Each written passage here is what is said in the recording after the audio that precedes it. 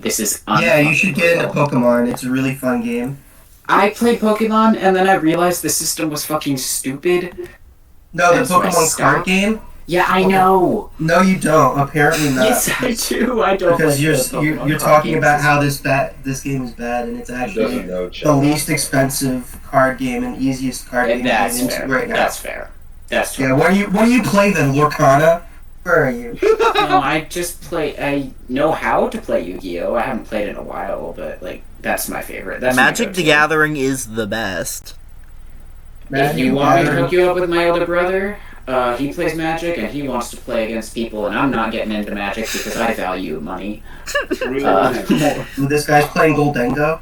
That's actually a really good deck. I love Get those your cards. asses over to this presentation right now, or I'm gonna throw your cards in a fire. Y'all gonna you get can't demerited. actually do that. They're digital cards. It's a fake card. I meant Also, I messed up. digitally. You're gonna hold a magnet up to my PC. You can't even reach us through the screen. That's what you think. Alright, let me know when we're all watching. Alright, I'm in. I'm watching. We're in. Everyone's watching? Yeah. Yes. And Sure you're not recording. playing a Welcome card to game? the Elden Ring 101. Well, Elden I'm Ring 101. driving, but yes, I'm paying attention. Well, yeah, I mean, I don't expect you to be watching the screen. Anyway, yeah, this is my presentation. You can see my mouse too, right? Yeah, I see it. Cool. Alright, this is, I think, like my fifth? No. This is my sixth. Because I But did the minus Elden- one, because I no, not- deleted your last lecture. Okay, so this is my fifth official one and sixth, like, actual one, I guess? Which checks out. Okay, anyway, here we go. It's League. I'm doing another League lecture. Elden What? Ring DLC comes out in June. What? And I want to cover that, so we'll do that. Oh my I was planning to do Elden Alright, Ring, bye. and then we the release date. Bye. Get Bye. fucking bamboozled. Oh, he actually, wow, you fucking whore. Cool, I'll beat him in Pokemon for you. That bitch, he actually left. He'll probably come back. Yeah, probably. Anyway, we're not doing the base skins, like I did last time, which took fucking hours. We're doing skins, like cosmetics that you have to buy. It's a very, very wealthy company. This is like $1 billion. Hello, welcome back. So we get to judge them based on the content that they expect us to make money from, or to pay money for. Just a small indie company. There's just a small indie over company. This is why 2,000 they years get of more experience. There's actually just been there's been a very rampant bug going on that feels like it should have been fixed already, but you will just straight up not see characters where they are in game. You legitimately can't play ranked right now and expect it to go normally, which is just fucking awful. But that's neither here nor there.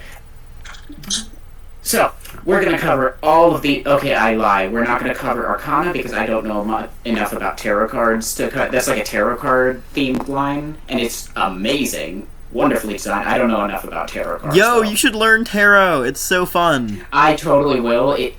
This is genuinely something I want to get to, but I haven't been able to. So, in this order, we're going to be going... These are all fairly big skin lines, except for this one right here, which is actually misnamed. It's not called Broken Covenant, but, we'll get to that when we get to that. Anywho, the judgment is going to be made based on several things. It's, champion age, because there are some champions that have not been updated in over a decade, and then others that came out last year. Obviously, the skin quality is going to reflect that, Skin tier, legendary skins, ultimate skins, they're going to be better than epic skins. I'll get to the differences in just a little bit. The themes of a skin line, if you have a wizard skin line and you give me a normal mechanic, I'm going to judge that based on that. That wouldn't make sense, and some of them don't.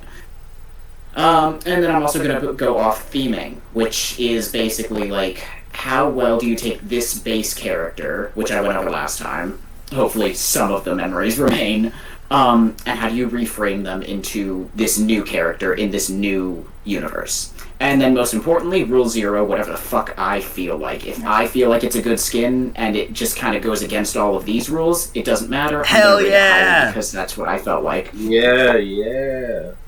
Anywho, gets it, this chat. is one of my favorite skin lines. Star Guardian, which is one of their most popular. It has like 4 waves of skins. And I felt it important to note that these skins range from 2015 release to 2022 release, so that will change like where some of them are.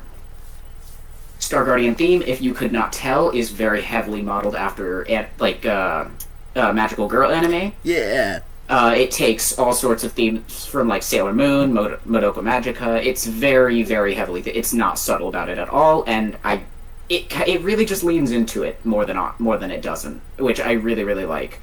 The theme kind of gets darker as it goes, and we'll get into that. You'll be able to tell which ones are like newer and which ones are not.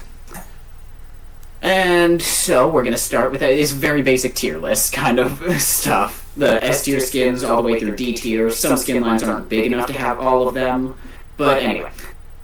Yeah. So we're starting off with literally the first Star Guardian skin ever. This was a 2015 release. It was supposed to be a one-off skin.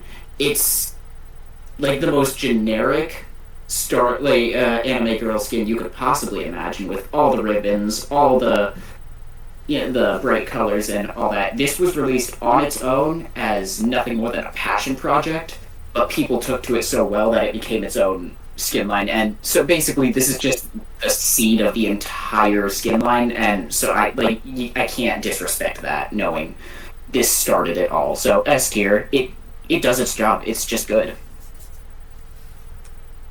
And then we got to the actual first wave. This is the first legendary skin that Star Guardians got. No. And also, if you bad. Huh?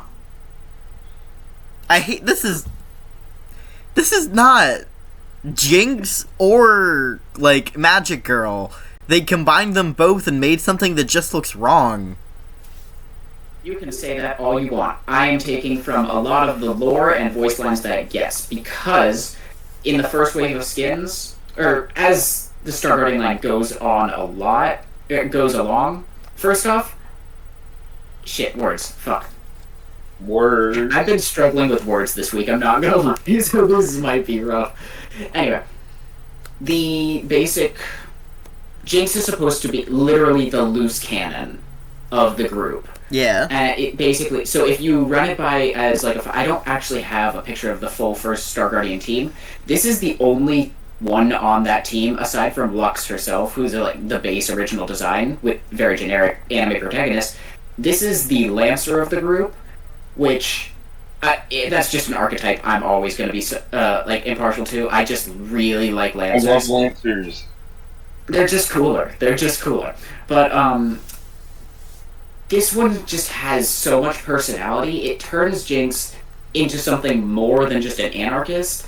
I really love it, and I also see these little things. So the first line of Star Guardian skins started the trend that Lux never had in the magical familiars. So Jinx has 2 of them because she has 2 different multiple different weapons, but they just focus on her rocket launcher and her minigun. That's the familiar for her minigun, that's the familiar for her rocket launcher.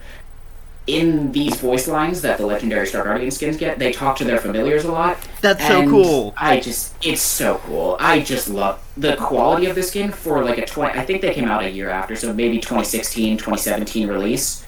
This skin holds up. It's fantastic in game. It's still her best skin, despite that being oh my god, that was like a decade ago. Almost. Not quite. We're a couple years off that. But, this skin really holds up. So, in-game as well as just narratively, I love this skin. And also, fuck you, my opinion is better than yours, Tyler. But wait, Roland Ed, can you go back for a second, Paul? Doesn't that just visually look atrocious? Is it just me? I think that might just be you, because I've heard nothing but praise for the skin. It's fine. It's alright. It's cool, I guess. Damn, alright.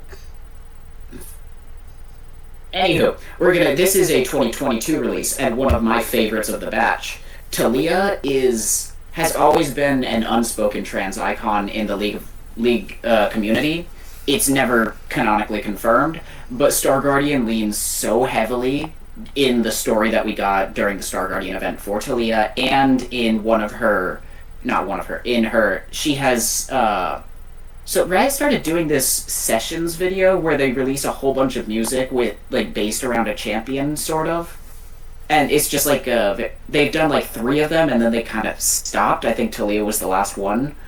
Oh god, they haven't done one in like 2 years then, huh? Oh, that's so sad. I really like the sessions videos. But regardless, there's a whole bunch of transcoding in just about every piece of media this skin appears in. Hell yeah! It's just amazingly done. The voice lines really just, it reframes Talia in just a really natural way. It doesn't make her excessively, what am I trying to say? It doesn't change her character more than it needs to make her a magical girl. And I really just like that. Particle effects, obviously amazing, because of the just quality. Love it all. My only gripe with the skin is that I put this picture here, because this is, I'm not sure if y'all would remember, but this was one of the things I put on my last I one. remember Chip. Hell Chip yeah! is a character in Legend of Runeterra, League's card game, or Riot's card game, I guess.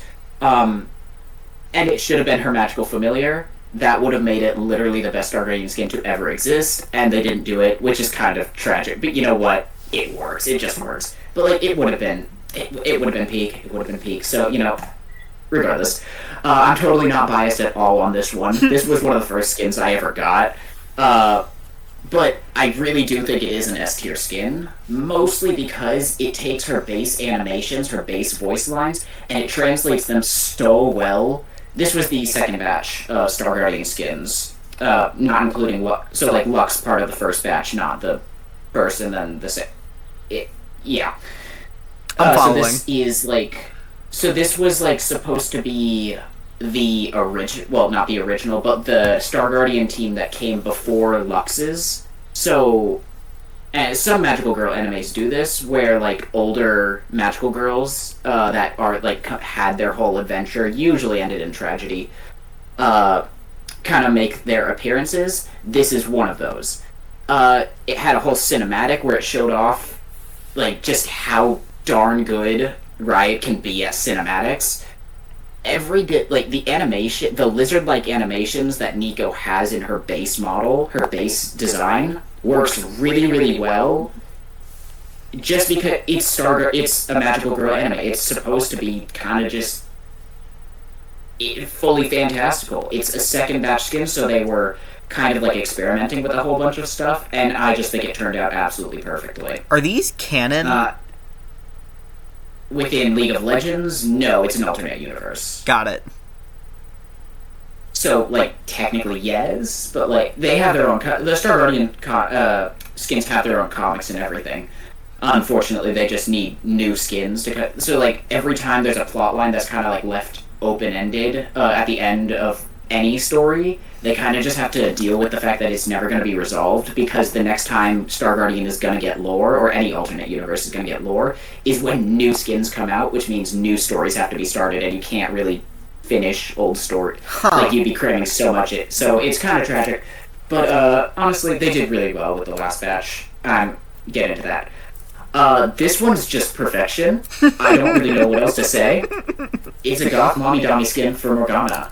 It makes her actual... within the actual lore, Morgana has, like, a very evil vibe, but she's actually the compassionate one compared to her sister. This one just kind of says, fuck it, we're gonna give you an anime villain, deal with it, and I love that. It doesn't try to convince us that this person is in high school, which some of the other skins have very big problems with, that I'll get to. This is not a corrupted Star Guardian, despite what a lot of people thought. This skin's actually labeled Star Nemesis. It's basically like the evil version of a Star Guardian, not corrupted. There is so, like, this one started off evil. It wasn't a good guy turned bad. I'm not sure if this is like the final boss kind of thing, but it's definitely, it's like a high tier bad guy, you know. It just works really, really well. She's got soul siphoning powers, which fits a villain. lots of it just works. I don't really know what else. Like I'm not gonna try and word it because it works. It just works. You know. Her rainbow lace cape is slay. Honestly, everything about the skin is absolutely slay. Yeah, no notes. It works. This one, it's Fiddlesticks. It's an Eldritch horror. I remember him in a magical girl. Yeah, just about every skin Fiddlesticks has is just fucking perfection. So this is basically. I'm sure none of you are gonna go searching for Star Guardian stories after this, unless you're super into that. I don't know why you would be that, but this one is basically a corrupt Star Guardian taken to the absolute extreme. The cage in there, that's the Star Guardian's old magical familiar, literally caged up by evil. It has the ribbons, it has the gloves. This used to be a magical girl, and it turned into this eldritch abomination from which only death could save the character, who I don't actually have pictures for. I totally should have, but it's also got an Arcane reference with the Jinx statue here, which is kind of cool. This skin just fucks. It's just perfect. It's Fiddlesticks. When you take an absolute, just the most eldritch horror route you can with Fiddlesticks, it's gonna work. It just works. And this is kind of also what I meant with exactly what I meant with the darker themes in the latest batch of skins.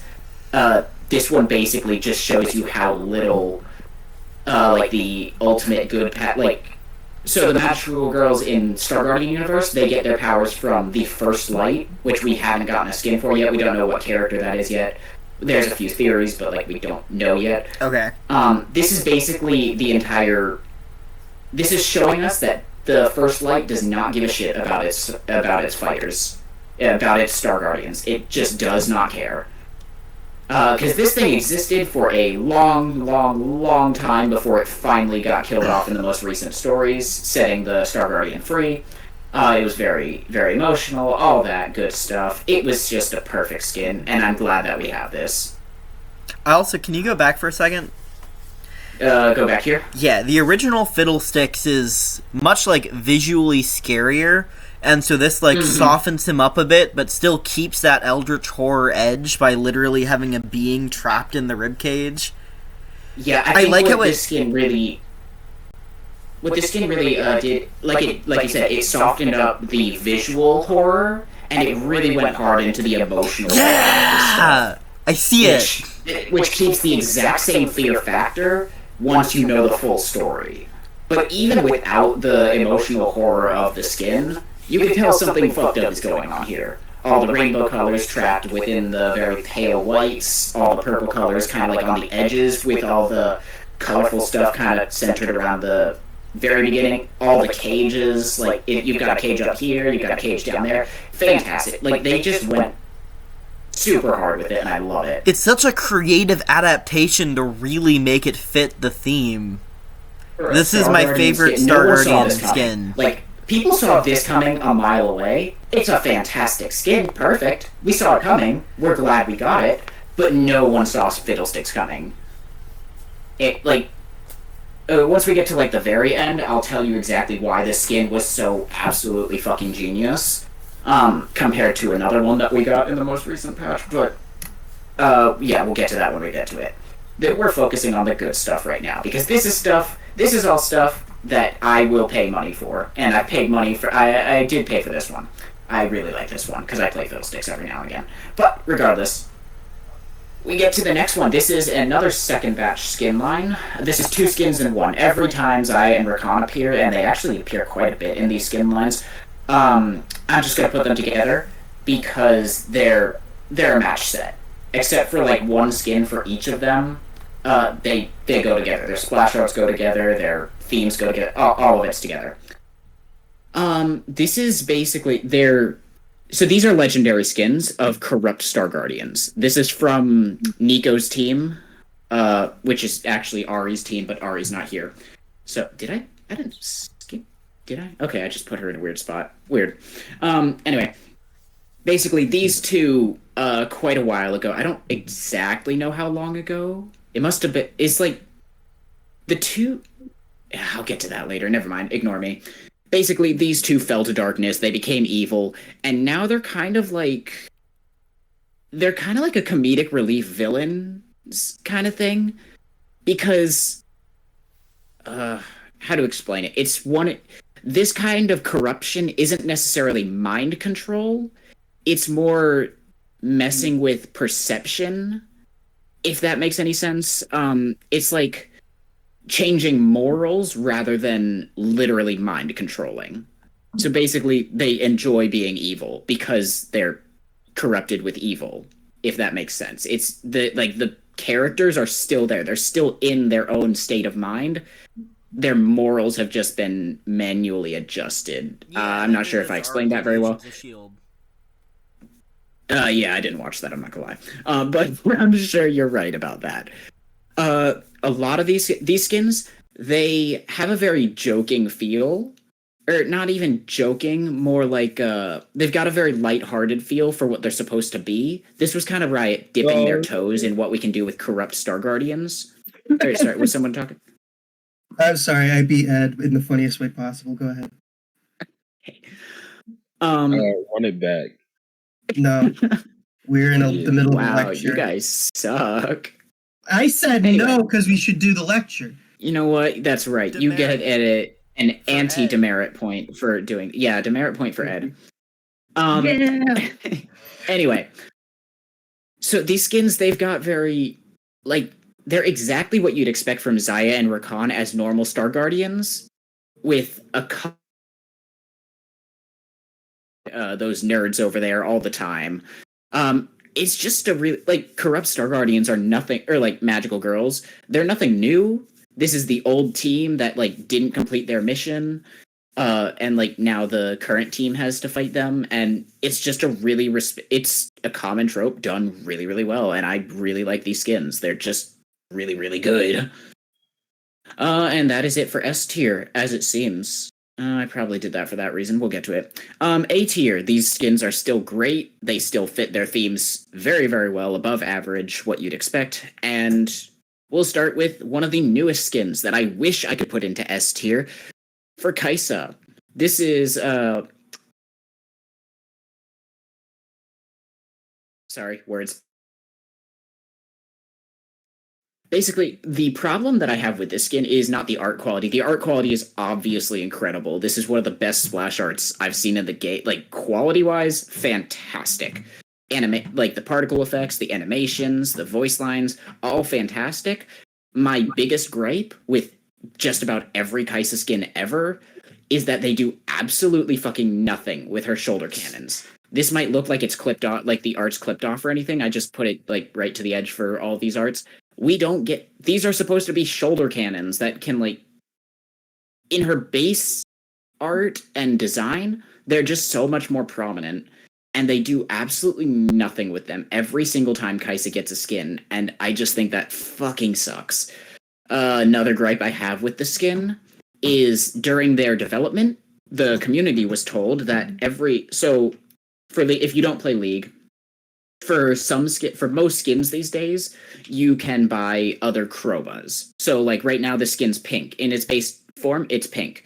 You can basically buy different color variations of the skin. And because it was a legendary skin, they decided initially that they were going to make all the chromas change the particle effects colors as well. So when she shot her missiles with a red chroma, it would be a red missile instead of pink. That's a cool idea. They've never done that before. They did all the work, and then after everyone was told that, after we even got some teasers of what that would look like, they kind of just said, nah, fuck it, take away that work, and all your particle effects are pink no matter what chroma you're wearing. And that's a crime against humanity itself, so it's down in the A tier because I think it's stupid. And also it's gay. So, you know what, we get that.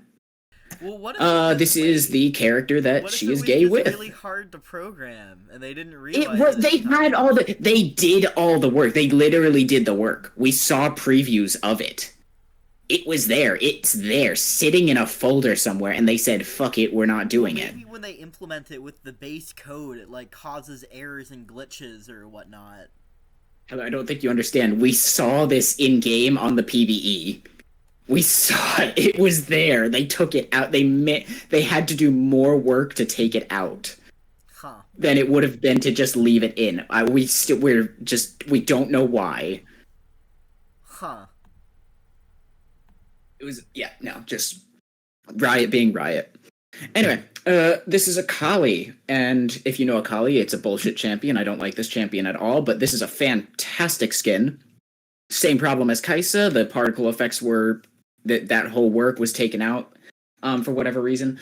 Voice lines are fantastic as well, except for one gripe I have. When you make a specific ping with this skin, it gives you a specific voice line on my way. Akali saying that, so if you're spam pinging, you get that voice line just repeated over and over for like 4 times, and I don't like that personally. But you know what? That's whatever. It's a ninja character, so they kind of made it like a shadow-based character, which is not evil.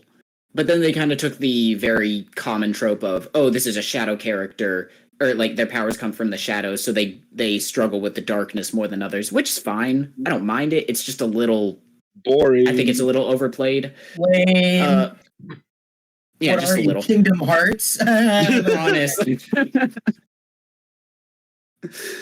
Yeah, exactly. Yeah, it's a common trope. It was done really well. I love her weapons because it turns just normal steel weapons into, very competently done Star Guardian, like magical girl weapons. That's her familiar right there. Its name is Umi, and I love Umi. Umi is perfect. And I put this down here because one of her voice lines is "Stars Guarded," and every time I hear something like that, I have to write Hotel Trivago. So yeah. Anyway, moving on. This is Ahri, the second legendary skin, or actually, so it came in the second batch of skins with Xayah and Rakan. This one is also a legendary skin. I think that because of its age, the age of Ahri's model when it came out, the quality of this skin is just not where Xayah and Rakan's is. Whatever.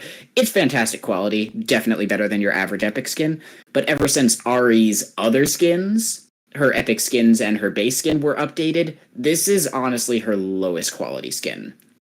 It's a legendary skin. You're paying like $20 for this skin, so I really think they should have touched up on it a bit. They didn't. They touched up on the particle effects, but not the base skin itself, which is what you're looking at for most of the game. This is the second lead. So this is like Lux's predecessor. This is the leader that was in charge when everything went to shit and like the world almost blew up, essentially. It's a good skin. Her familiar's name is Kiko, and I love Kiko because Kiko's adorable, and it's like a 3-tailed fox to her 9-tailed fox, and I just love that.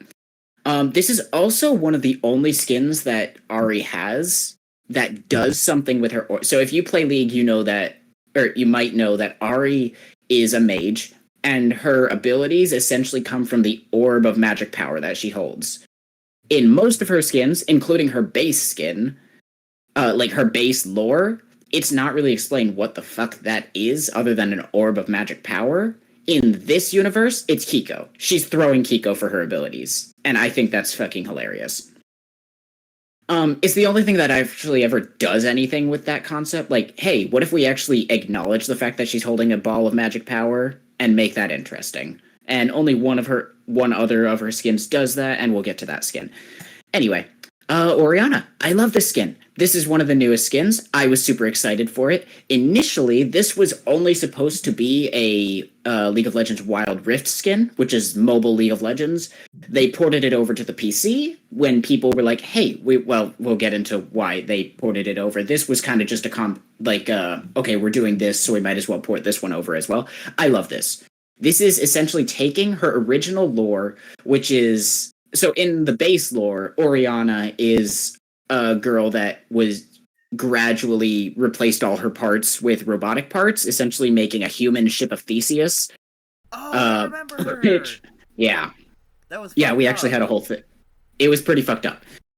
This is the opposite of that. This is something, either a robot or just like a normal doll that was turned into a real person with Star Guardian magic. And like her whole thing is that she struggles with emotions and all that because she's not a real girl. Essentially, literally Pinocchio. And Zane from Ninjago. Yeah, Zane from if Zane was turned into like a real flesh and blood person, because like Oriana is like a real person within this lore. Just kind of acts robotic. I love what they do with so Oriana's base model has a ballerina motif because her old lore was essentially murder ballerina doll, and then they overhauled her lore and turned her into a tragic character. This does something with that, and it makes it look natural. It's not S tier because her voice lines are still murder doll, and it does not match. But other than that, I love the colors. I love it's just a good skin. I like this skin a lot, and I play Oriana a lot, so I was very happy that she actually got some attention. She's an old character, so she doesn't get much. So when she gets a high quality skin like this, I'm very appreciative. This is Zoe, one of the best Star Guardian epic skins, and the reason it is not S tier is because it's not a legendary skin. It totally should have been.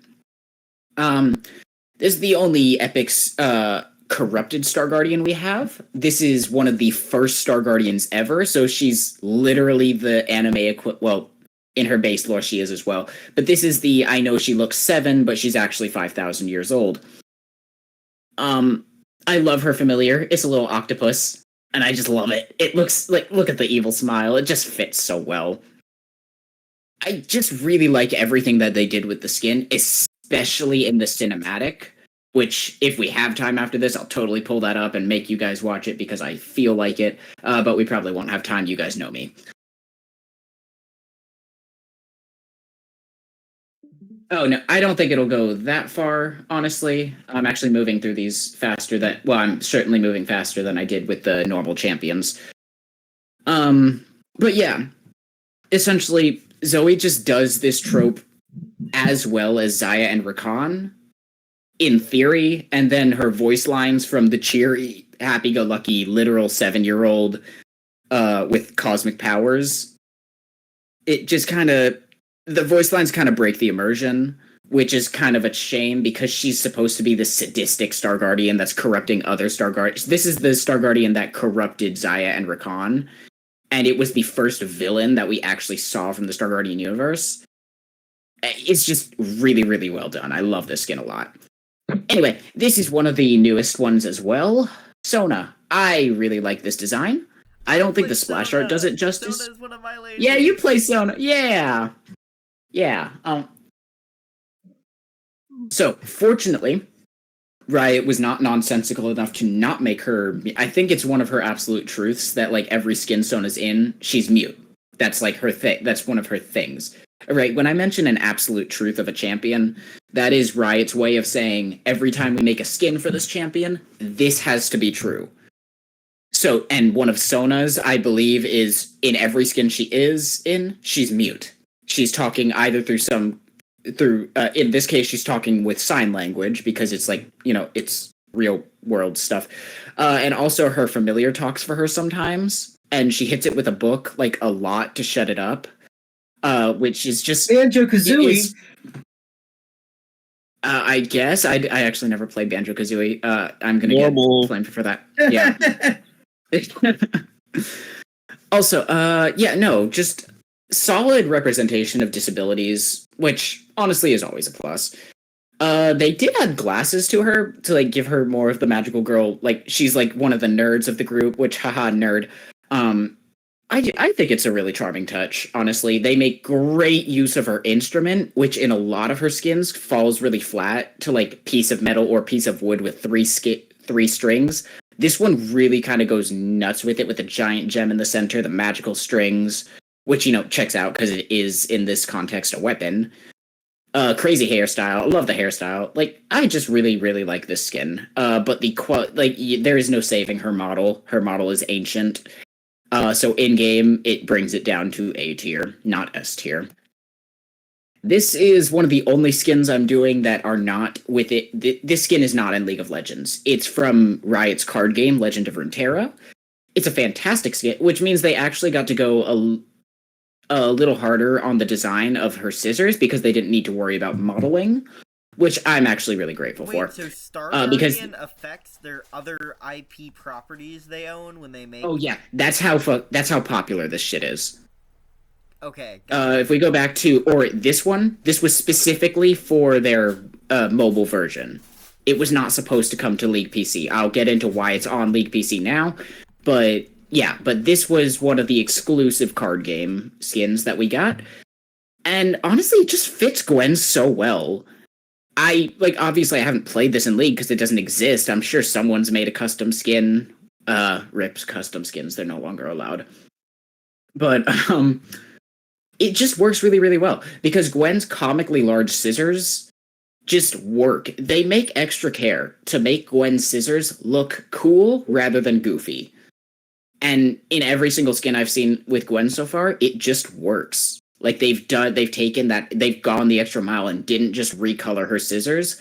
Like this looks like a magical girl weapon. Her lore is that she's one of the first Star Guardians. She was on the same team as Zoe. So she's kind of like a mentor to some of the other ones. I think that her voice lines and animations would just work really, really well with Star Guardian within League of Legends because like she's got that happy-go-lucky character in her base lore. And I don't know, like it's kind of a shame that this one's like one of the only ones left out, but they'd have to kind of make a skin from scratch. Hopefully it gets in eventually. Probably won't. Oh well.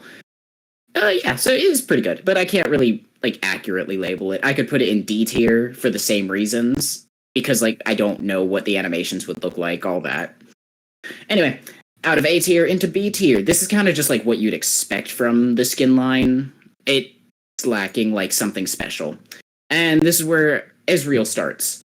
This is a second batch skin. So it came with like Ahri, Zoe, Xayah, Rakan. Is very boring. I see it.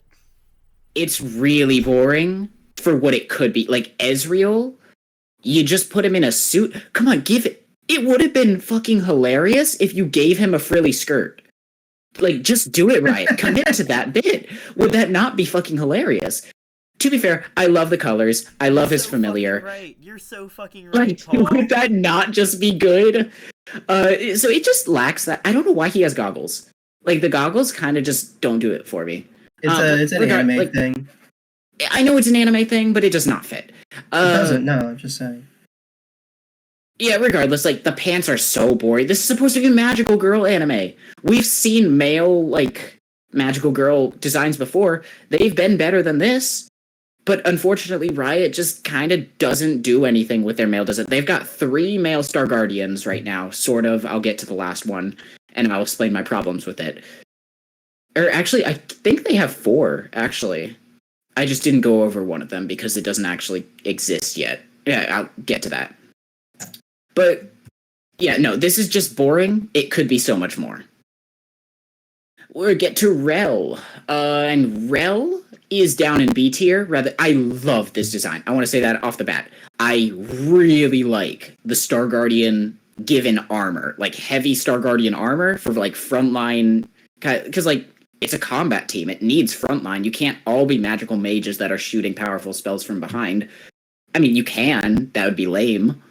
And this is League of Legends, so like if you want a full Star Guardian team, you need frontline. Riot knows this. I love that her familiar also has some armor. That's just adorable. But the reason it is so far down is because lore-wise, this skin is just there. It's there to make money, and they do not even try to hide that fact. They do such a great design such a great job with the design, I feel. Just all around, the helmet, the chest piece, the javelin. It just works really, really well. And then she has no lore. Like, she's there. She's there. Her voice lines as well. So Rel has this problem. Oh, mistake. Where in her base lore, she's like this runaway teenager from the evil empire that was trying to make her into a super weapon kind of thing. So all of her voice lines as a support character are kind of just edgy and like about being a loner, which I don't know why they decided to make her a support champion when she's supposed to be a loner. They could have made her a jungler, which spends most of its time alone, or a top laner, which spends most of its time alone. But they didn't. They made questionable decisions because money. So Rel in both her normal lore and now Star Guardian lore is just kind of there. And that's just a shame. Anyway, Syndra. This is from the second batch of... first batch of skins. So this is from Lux's team. This is like the step towards Corrupt Star Guardian, which is kind of dumb because this character. So on the plus side, this skin does not try to convince us that this is a high schooler. That does not look like a high schooler. So good on them for realizing that first. Secondly, this skin really, really looks like a Corrupt Star Guardian. It's not. I think they updated her lore with something different, so she's kind of like an ancient Star Guardian with like you don't even see it, but she's got an eye patch on that eye right there, and like when she removes that, ancient dark power, so she does harbor darkness in her and all that. But it's kind of just it's an old skin, so they've done, like I said, they only really give us new skins lore. They don't really finish old plot lines, which is just kind of fucking annoying. It's Syndra though. The model's kind of meh. The animations aren't really there because she's a mage, an old mage within the game, so she doesn't really get to shine with her animations and particle effects and all that. She uses her familiars. She's got 3 familiars, which are like different emotions and stuff, and that's actually kind of fun to like look at. You've got the like not angry, but like mischievous one there, the happy one, the sad one. It's competently put together, but it kind of like it's too purple to look like a normal Star Guardian, I feel, when purple is supposed to be like the corrupted color.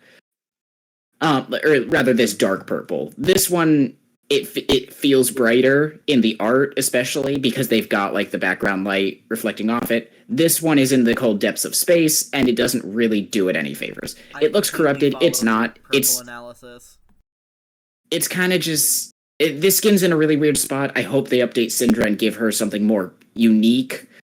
But yeah, it's there. It's competently done enough to not have it in the lower tier. But yeah, this is Senna. I think this design is boring as shit. Which is kind of really, really hard to do when it's a character that has a massive fucking gun. It's a big gun, which is always cool. But it's just kind of there. It's kind of got the same problem as... this, like Oriana, this was supposed to be a mobile game exclusive. It's here for reasons. And it's there. Lore-wise, it does absolutely nothing. I don't really get... That looks like a blue familiar when her color is like a brighter purple. So I kind of don't really like that personally, but it works. It's a big gun. What you gonna do? It's there. This is a skin I have some serious problems with, not because of the design. I love this design. I love that the familiars are these shouting pieces of shit that just look like they'd be annoying as crap in everyday life. But like are just strangely effective at absolutely blowing the ears off of anything that approaches them, like in combat. I love that. I love the colors they use. It's a very bright color, and it effectively turns a boring I hate Seraphine in actual lore, or hated, past tense. Not gonna get into that, but they kind of completely reworked her now. And this kind of does it. It looks great. It looks fantastic. My issue with the skin actually comes with so this was also, like Senna and Oriana, it was supposed to be a mobile game exclusive. When the mains for this skin, for Seraphine, heard that it was supposed to only be on the mobile game, they started sending Riot a bunch of death threats to port this over to the League PC. I take issue with that. I'm not kidding. Those cyberbullied Riot into giving us like 5 new skins that were supposed to never make it to League PC. Okay. And To be fair, look at this shit. This is like I know pop star dream. Exactly. I don't blame. Exactly. I would have put this in S tier if not for the circumstances. Bro, Literally, that death the threats are community is the fine. We're reason. killing hundreds of people in the Middle East every day. Fuck Human life you. doesn't matter anymore. Anyway, this no. That's just the thing. Tyler, please stop. So it's obviously this is a billion-dollar corporation. They can do all of this stuff. They could put League PC on all those skins on mobile within like a year if they really tried. Like, they've got the money to do that. They could do the exact opposite. They could put the mobile game exclusive games on League PC with no problem. Like, they'd probably make money, but they don't for like exclusivity or whatever. I don't know. But the thing is, the death threats, they were all sent to the wrong people. So, like, props to Riot's, like, upper management for realizing, holy shit, this is, like, really, really mentally bad for our people, so we're gonna, like, actually do this. But my problem is that they caved in. So, like, we're getting very, like, real... This is a real-world situation. Why the fuck does Seraphine always have real-world problems? Like, with her initial design, it was because she had a fake Twitter account that was, like, acting depressed and all that. Like, Seraphine is just such a problem champion that they could delete her and I'd be fine with it. But, like, great design, fuck the circumstances. I bet you could say that about a lot of League characters, couldn't you, Paul? I really could, honestly. I have decided that Seraphine is going to be the brunt of my hate because I hate everything about it. Good. Anyway, this is Janna, or Yana, however you say it. Doesn't really matter. Because this is a first batch skin. It's supposed to be a high schooler. I don't really get the high school vibes from that. That looks way older than high school because of Janna's, like, original design. Whatever, it's fine. Functional, better than some others. And I do really like... I like this design overall. Like I said, overall. The old model kind of fucked it. Because this looks like absolute fucking garbage in game. The particle effects are subpar at best because it kind of just adds glitter and sparkles to her wind abilities, and it's just kind of lame all around. It's functional though. Like, I like this design. I like the design in the splash art. It's a little old and lackluster compared to what we're getting these days, and especially compared, like, in the same batch we got Jinx and, like, before that Lux, which just kind of do their jobs way better than this. This is kind of just there to be there as, like, the old mentor, or the older person, more mature person of the group. So, works, but it's lacking that kind of... It's kind of... It lacks anything special. AI generated. Yeah. Which is, like, it's fine. Like, you have to have those skins. You don't have to have those skins, but, like, those skins are just gonna happen when you're making skins, you know? So it's fine. It doesn't get into the lower tiers, but it's here. My main problem with the skin nowadays, or not even a problem because this happened way after, is this is Janna's base design, right? This is normal Janna, which this is supposed to be a wind spirit that's quite powerful. And if you remember from my last video, I doubt it, but spirits in League of Legends, the more people believe in them, the stronger they get. This is a relatively powerful wind spirit. And it looks like, because, like, the design is so ancient, in old lore, this used to be a wind mage. And then they turned her into a wind spirit. And this is lame as shit. And this is what this skin was based off of. Which, you know, checks out. Like, they did what they could. And this design is up. I personally think that it's a lot better. But yeah, no, this is what we have on League PC. And the next slide is what we have in Riot's card game, an updated design of Janna to make her look like an actual spirit. Okay. Man. I want this on League. I want this on League PC. Yeah, so that you have absolutely no idea how much I want this. Because Legends of Runeterra, the card game, goes way harder than it has any right to go. And I'm just forever salty about this. Like, this is the same character. Quick statement. I don't League, so this might be, like, a very common thing that people say. But these just look like 3 different characters. Yeah, exactly. Yeah, and that's fine with skins. Skins are supposed to reframe a character, so long as you've got visual clarity in game and you can tell, oh yeah, that's like it's pink, sure, it's glittery, but that's still Janna. You can tell that. I assume the voice actor is still the same for each skin, or usually at least. For epic skins, they don't get any voice changes, and for Okay. legendary skins, they try to get the original voice actors and actresses, but that's not always The possible. point is, they especially sound the for older- same, so there's a way Yes, to they tell. sound- Okay, that's John. Yes, visually Okay. and audio wise, it's usually very similar. I didn't put one. I'll get to that later if we have time. But anyway, I'm salty that this isn't in League, and yeah, I'm gonna be salty until they update Janna. Anyway, Poppy, this is a first wave skin, and I genuinely really do like this skin. I just think the proportions are really weird Why does her face look like that? because this is her base skin. That's the model that they're working with. A big head with a smaller armored body. And I really like the battle armor for Star Guardians, but in this skin, the main difference that I see that I take issue with is the hammer.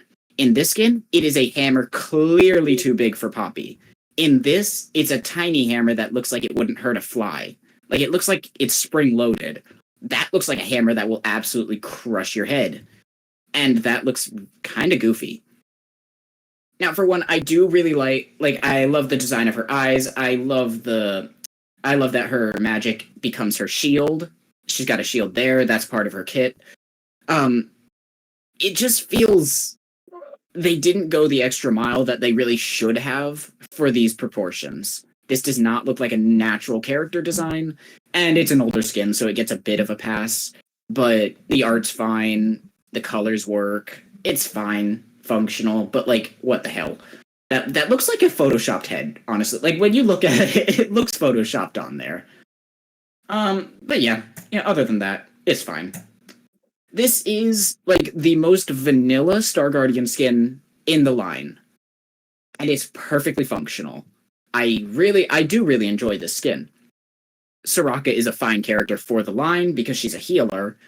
It has the angel wings, which actually later became a very common motif, or like a design choice for the characters of Star Guardian. So this is kind of like, it kind of became a root design for future Star Guardians, which I really do like. I do appreciate that. A lot of people put this in like S tier on their own tier lists. I've just been seeing everyone praise this skin, and I'm just kind of like, it's there. It's fantastic. I love the splash art. But it's just there. It's so basic. It doesn't do anything super unique to put it higher up.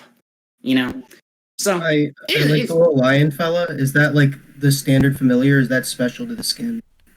that is, well, all the familiars are special to their skins. This one's old, so it doesn't have a familiar. That one, they had to give her a familiar because her kit literally has this thing flying around her. So all of the Star Guardians have their own special familiar. This one's kind of like supposed to be the familiar with attitude to the lighthearted character kind of trope, which I really enjoy. I'm digging him. I like him. He's my new spirit. I love that dude too. I think his name is Shisa. Shisa. Shisa. I don't know. Shisa. I could be totally wrong. Anyway, yeah. So on to C tier. These ones are all missing something to even make them kind of like normal. And honestly, like most of them have great potential, but they're kind of just boring. They're boring in a way that this one's boring, but it's very functional. Like, this is clearly a Star Guardian. This is clearly a magical girl. But these ones they're missing that extra. They're missing something. And we're going to start with Echo. I love this character so much. Because every time they give us an AU Echo, they give him... Like, they don't just ignore the fact that this man can time travel. That's his whole thing, is time travel. And as a teenager, in a world where monsters are constantly attacking, this dude might be an orphan. He also might just have he's definitely traumatized. This is the best friend to Sona, and basically they met on the day that the evil Star Guardian Zoe attacked, and they basically trauma bonded, which is just adorable. it leads to adorable situation or interactions rather. I'm not going to romanticize trauma bonding. I think I've made my point. Yeah, anyway, their interactions are really cute. And most importantly, not romantic, which I'm fine with that. I'm fine with romantic interactions like that, but I'm just really glad that they decided within this universe that's chock full of those romantic interactions, they decided to give us just one solid normal friendship. I think that's really cool. But like with this skin line, they take a teenager and they give him time travel abilities, and then they don't let him go back to when like tragedy struck, so he cannot help that time. He can't. He can time travel. He can't go back to where he wants, and they give him it's a whole thing. The issues I had. The reason it's in C tier though is entirely design based. This is the same problem as Ezreal. They kind of just don't. This doesn't look like a magical girl anime kind of thing. It's got the glitters, it's got sparkle, but it's so devoid of any actual, like, give him ribbons at least. Like, I'm sorry, this doesn't feel like it's from a magical girl show. I want it to feel like that. It's lacking those pretty boy vibes that Ezreal just innately brings to every skin that he has because of his base design, like his blonde hair, his stupid cocky look. Echo does not do that. So they kind of had to go the extra mile to make it look like in my opinion, of course, you can have this wherever you want. I just think it's lacking in that department. Lore-wise, fantastic, but design-wise, it's very much lacking, in my opinion. Can you go back to Echo? Yeah, go for it. There's also... Okay, I get that he's a time traveler, so that's why he has these, like, computery companions. Yeah, he's like the tech. He's the techie of the group, essentially. But the way they're integrated in just violently doesn't look Magic Girl. It doesn't look Magical Girl at all, does it? It just doesn't. It doesn't click. Yeah, no, it should have been like a pretty like glossy Tamagotchi screen or something like that. Honestly, give it that cutesy vibe that a lot of the other skins in this line have, and it just. It fell short, unfortunately, which is really a shame because I really like Echo. I'm not a huge fan of Orange myself, but ultimately, like, this skin could have been great, and they kind of just said, put Echo in an orange suit, and we'll call it a day. And that's an issue that a lot of this skin line has because the 2022 batch of skins, they gave us a lot of Star Guardian skins. And I mean a lot of them. Way more than we'd gotten in any other patch previous, which is so a lot of them were really watered down and kind of just there to make money. But anyway, I'm not going to shit on Echo too much more because I really do like the skin. This is a second batch skin, I believe. Miss Fortune. It's a perfectly functional skin until you try to convince me that this person is in high school. I cannot see that. That is not a high schooler. That's just no.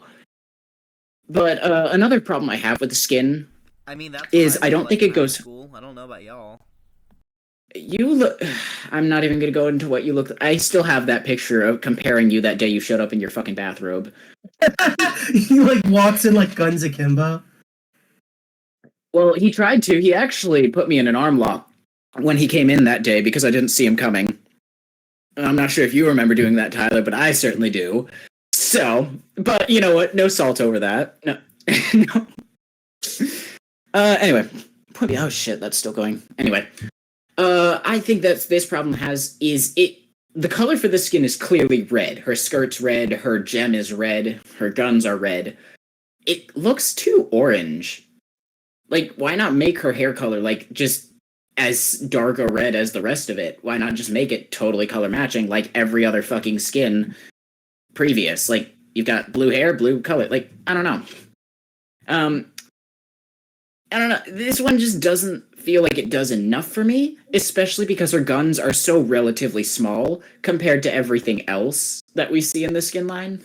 Like, there's not enough emphasis on her guns in the base model for me to really, like, see. Well, I guess in her model they do. But in this, the guns just look so comically small compared to things like Gwen's scissors or Akali's absolutely massive kunais. Or I guess it would be. I guess the plural is just kunai. But like, you know, it's so lackluster that I have to put it down here. I think it's perfectly functional. Yeah. Same as Soraka, it's functionally put together well. I love her familiars that she has two because she has two guns. They work pretty well, but I think Jinx just did that so much better. Anyway, Neela. This one is so far down because it is a 2022 skin for a 2022 champion. This was her release skin. In other words, this was like, at the time the skin came out, it was the most updated stuff that they were using, the most updated model in the game. And they do absolutely nothing but give her a fancy whip. To be fair, I fucking love that whip. That whip is so cool. And another good point, this is an ancient Star Guardian, the same team as Zoe and Gwen. So like one of the first Star Guardians, if not the first Star Guardian to ever exist. And so good on them. They don't try to convince us that this is another high schooler. I know I've said that several times, but you know, I have that when there's a few skins in the line that have that problem, it's a problem to me. I just really think that for a character that is A, so updated, and B, has so many, I don't actually have a picture of her original design, but her original design goes hard. And they kind of scratch out a lot of the character that it had. Which is kind of a shame. You know, her familiar doesn't really affect anything, especially in-game. I don't know why they didn't give her familiar, like, if it's gonna be a round puppy like this, I love the design. Why not make it the orb? Like, make it a dog clipped to her belt. Oh my god, you're so right. She's swinging it around, it's barking at me. Right? Exactly. Which would not be hilarious. Like, you could implement that onto her actual Riot, design. hire this man. Honestly. But like, they've got a lot of wasted opportunities. That's why she's in C tier. It's just boring. Like, this is a boring character that was so simply adapted. I love this whip. This whip is so cool. I love the design of the hilt. I love the colors. There's even ribbons coming off of the dog that would perfectly attach to it. Like, it feels designed. Exactly. So mad. But like, there's even a dog right there. That's adorable. But you know, oh well. It falls short. You're gonna have those skins. And then we get to redeemed Xayah and Rakan. And I want to start by saying, I really like these skins. I used them a lot. These were supposed to be mobile only again. Which means that on the mobile game, they have proper animations. But these were ported over as legendary skins for the PC without changing any of their animations from the evil versions. So all of their evil version, there's like different. I think it's like it's understandable what I mean when I say like evil people move in like anime. They have different kinds of animations, you know? Like, an evil person is not going to hit the same way as a good guy will, if that makes any sense. Especially in like difference between how you would animate a character that was like, exactly like to visually storytell that this is a good or bad person. They don't change any of that. They just give me an example of how a bad guy would move as opposed to a good guy. I feel like if I'm gonna put it in like terms of damage type, a bad guy would maybe prefer more piercing damage as opposed to like bludgeoning damage within this context. Like these guys would try to knock someone out, whereas an evil person would try to just straight up stab them because that's easier. If you're familiar with Smash Brothers, kind of the animation differences between Captain Falcon and Ganondorf show that off too. Yeah, that's a great one. But it's like, the animations, they go a little too hard for good guys. I think, at least. Yeah, I get that. To be fair, they got new voice lines, which, honestly, the voice lines, they lack all of the charm that the evil ones had, because they're not evil, they're redeemed. They're like, good guys turn back to good guys. And also, to be fair, their storyline is amazing. I love the story because reasons. I'm not going to get into it now because we're almost done with Star Guardian. But another thing I want from specifically Rakan, so I'm not sure if you can tell, Zaya's stuff, her color is like this pinkish purple kind of thing going on. But she has visual storytelling all over her design to show that this is a paired couple with Rakan. Rakan has absolutely fucking nothing of Zaya on his You're right. Why? What? Like Make this some is of one those of the- blues pink or something. Why? Yeah, exactly. Like, you did it. It's the work is here. Just give us some of the color on Rakan. Give him more color. Because, so in their base designs, these are two bird-like characters that are based off of real birds, where the female is this drab and very boring kind of character, so they make her the emo goth person. And the male is very colorful and flamboyant. And honestly, Zaya's colors just pop out way more to me. Even in the lighting, like, they've got Rakan's hair dull, like, darkened out there. Why not give him more light? Like, he's supposed to be the more flamboyant ADHD one. But that just doesn't come off at all. It's low effort. This is 2022 skin for $1 billion corporation. They made us wait like 4 extra patches before we got these skins compared to the other PC ported skins. And we got like the lowest effort legendary skins ever. And I think that's just a crime. Anyway, D tier, there's not too many here. So this is Quinn. And I personally do not think this looks like a magical girl at all. I don't know why they gave her a mask, because her base design does not have a mask. I really think that if any character is going to go hard on the wings, that it has to be Quinn, not this dinky little cape that she got. I don't know. Make It's giving tuxedo mask. I think that's what they were going for. They might have been trying to go for it. Like, they don't do anything with this. And then lore-wise, I'm not sure if you can see Rel in the background. She's just there. She's just there to make money. It's just, this skin had a lot of potential. Like, they could have made her skirt like wing themed, but no, they just gave her. It looks more flower themed than anything. This familiar's name is Valor, and that's in her base design. That's like part of her kit. That's her thing. Like, that her whole trope is that she is a ranger with a falcon that attacks with her, and the bird is like her reincarnated twin brother that died when they were young. It's weird. But they do nothing with this design when they could do a lot more with the familiar stuff. They could remove that to give it actual personality.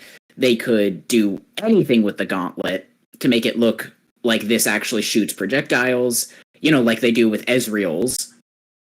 I'm not going to flip all the way back to Ezreal, but Ezreal's is very bulky and has like a giant glowy gem to show, hey, this is where power comes out of, because, it's supposed to be a flashy skin line, and they gave a stealth character this skin line. They did great with Akali to make a ninja character flashy, and then they just abandoned all of that design sense with Quinn, and that's a little bit of a shame. Like, there's a lot that they could have had going for it. They didn't. Oh well. This is a first wave skin, and it has the same issues as Poppy with absolutely none of the redeeming qualities, in my opinion. The proportions are fucked, and it doesn't have a sturdy base that Poppy has, because Poppy is a tank, and Lulu is an enchanter, which is supposed to be squishier. So they give it that visual telling, but her model is so old. Like, if you see her model, you'd actually start laughing. Like, 90% of her model is her head. And that really comes through in sense. her. Yeah, you can see that in the art itself. It just feels like it's a lower quality skin compared to the other first ones. It is a first wave, and that almost got it like a redeeming aspect, but I just don't see it. The yellows and the green, I don't like the yellow and green personally. But, to each their own. If you like the skin, go for it. But it's just so eh. This is, I think, the worst skin that Star Guardian has to offer. Because for years... So, League of Legends fans, we have this tendency to look at these ugly characters that, like Urgot, Cho'Gath, Gragas, which are all, like, visually supposed to be rather ugly characters, like, very scarred characters, and, they're supposed to, like, put on more gruff vibes. and we'll ask for, hey, give us KDA this, give us Star Guardian Urgot. We were asking for Star Guardian Urgot for the longest time, and then Riot gives us this half-ass attempt. Huh? Yeah, he kind of does give off a Bane vibe. He's supposed to have these mechanical crab legs, which have shotguns on each of them, so that's why he's got these gems here that's for, like, in-game clarity, like, when the gems are glowing, he's got the shotguns ready, on his legs. But, you know, they could, so, this is not my idea, by any means, I'm not gonna try to claim that, but, it's been said multiple times, we could have gotten the coolest, even cooler than Fiddlesticks, the coolest legendary Star Guardian skin. If you give us either an old or a young, doesn't really matter, just a broken and absolutely battle-scarred Star Guardian on mechanical legs that, like, are infused with Star Guardian magic, like, so battle-scarred that they had to give themselves crab legs to, like, function and keep fighting as a Star Guardian. Like, show us you're gonna give us Fiddlesticks for the emotional horror? Okay, give us the physical horror that could come with a skin like this. Like, show me a Star Guardian that's so old yet refuses to stop fighting, just because, like, some sense of duty or something. Give me a tragic Star Guardian that's still fighting the darkness and is incredibly battle scarred because of it, like, to the point of actual mutilation. I don't know. That's just one. That could have been cool. But no, they give us this half-ass, boring, stupid-looking skin. I disagree. This does not look boring. This is a really fun, cutesified Urgot. Yeah, it's a cutesified Urgot. You could do that with any other skin line. But in the patch that showed us the darkest parts of Star Guardian, you give us this just to shut us up? Because this feels like a cop-out to me. Like, it feels like, oh, you want Star Guardian Urgot? Okay, here you go. Boring. Compared to what we could have had. That's just me. You can, like, obviously, I do find the skin charming. I just think that if it didn't feel like such a cop-out, it would be great, but it's not. This is a cop-out? B tier. Nah, fuck you. My opinion. Anyway, so to recap, we have 7 S tier skins. We've got most of them concentrated in the very upper tiers, or at least functional tiers. We only have, like, 7 total. That's 8, my bad. B-tier skins. We have what? 9 B tier, because Urgot. No, we don't, actually. Anyway, yeah, so, yeah, it's a great skin line. It makes them money because most of the skins are very functional and very, very good. So I like Star Guardian a lot. Most of my characters have Star Guardian skins, so I'm a little biased, especially with Nico's. But, you know, whatever. We'll get to High Noon. This is not one of my personal favorites. It has become one of the coolest one of the cooler skin lines, especially with every patch that they give us. They recently, like, within the past month or two, gave us 4, I think, new skins. I might miss one of them. That just kind of depends. High Noon it originally was just a standard Old West skin line. And most of them were supposed to, like, not even be within the same universe and just be one-off skins, as most skins were back then. Right, I think I put it in. These skins started coming out in 2011. So most of them are just, well, not most of them actually, but some of them are just very, very old, and we'll get to them. They kind of they took the old Western setting, they shoved all these normal looking skins in that setting, and then started pumping out a whole bunch of skins that are like resurrected angels, demons, and they put a demon train in there somewhere. We'll get to the train. I fucking love the train. But yeah. Weird West genre shit. Yeah, Weird West genre shit, and I love it. This is Jin. You should remember Jin, because I obsessed over him for like an hour in my last lecture. Oh yeah, Jin. This is Jin's release skin. He is... this was actually his original design before they kind of changed it and made him a psycho killer. Well, he was always a psycho killer. But in this design, they kind of took his original concepts and put it into a skin. This is a robot cowboy sniper assassin. And that's going to be the coolest thing you're going to hear all day. Let's be real here. That's just a fucking cool. It's a perfect skin. Like it's Jin. It's so perfectly done. I love it so much. Even compared to all these like demonic skins that we'll get to, this one is just cool. He's an assassin minding his own fucking business because it's Jin. It's Jin. Nothing more to say. I have issues with the skin. Unfortunately, because this is a Yone skin. Yet I made it S tier because this skin is, I'm begrudgingly saying this, a fantastic skin. And a lot of other content creators actually have said the exact same thing. And I'm just so glad that I'm not alone in this because I hate Yone. Yone is Riot's favorite child. He has gotten more skins than one character. So there is one character, Skarner, who's a crystal scorpion. Currently. I'll get to Skarner. And Skarner has gotten 5 skins in the past 10 years. Yone has gotten 5 skins in the past 10 months. 2 of them have been legendary. Skarner has no legendaries. So Yone has 2 legendary skins where a lot of League's roster has 0. And despite the fact that this skin is one of the best skins that Riot has ever pumped out, the voice acting is absolutely on point. The animations are amazing. The voice modifications that they give him, because he's like this edgy half demon, half human kind of character, they kind of have to do that for Yone. It's just so darn good. I can't put it anywhere. I can't put it in A tier or below. It's that good. The voice acting is perfect. The animations are great. And it's actually visually clear. So, what can I say? It's an S tier. I hate Yone, but, oh well. This is Senna. And this is another legendary skin. I have one issue with this skin. And that is, this is supposed to be a resurrected angel. I don't get any angel vibes from this skin. The reason it's an S tier is because the gun turns into a giant mechanical horse, and that absolutely fucking slaps. Let's go! Right. So yeah, that's why she's up here. In comparison, this is her husband, Lucian, who is another edgy half-human, half-demon. It just does Lucian's job better than his base skin does. Yeah. The voice lines are amazing. Like, this just looks really good. The voice lines, like I said, the voice lines are awesome. The animations they're not over the top, but they're very, very clear. Like, it's just a good skin.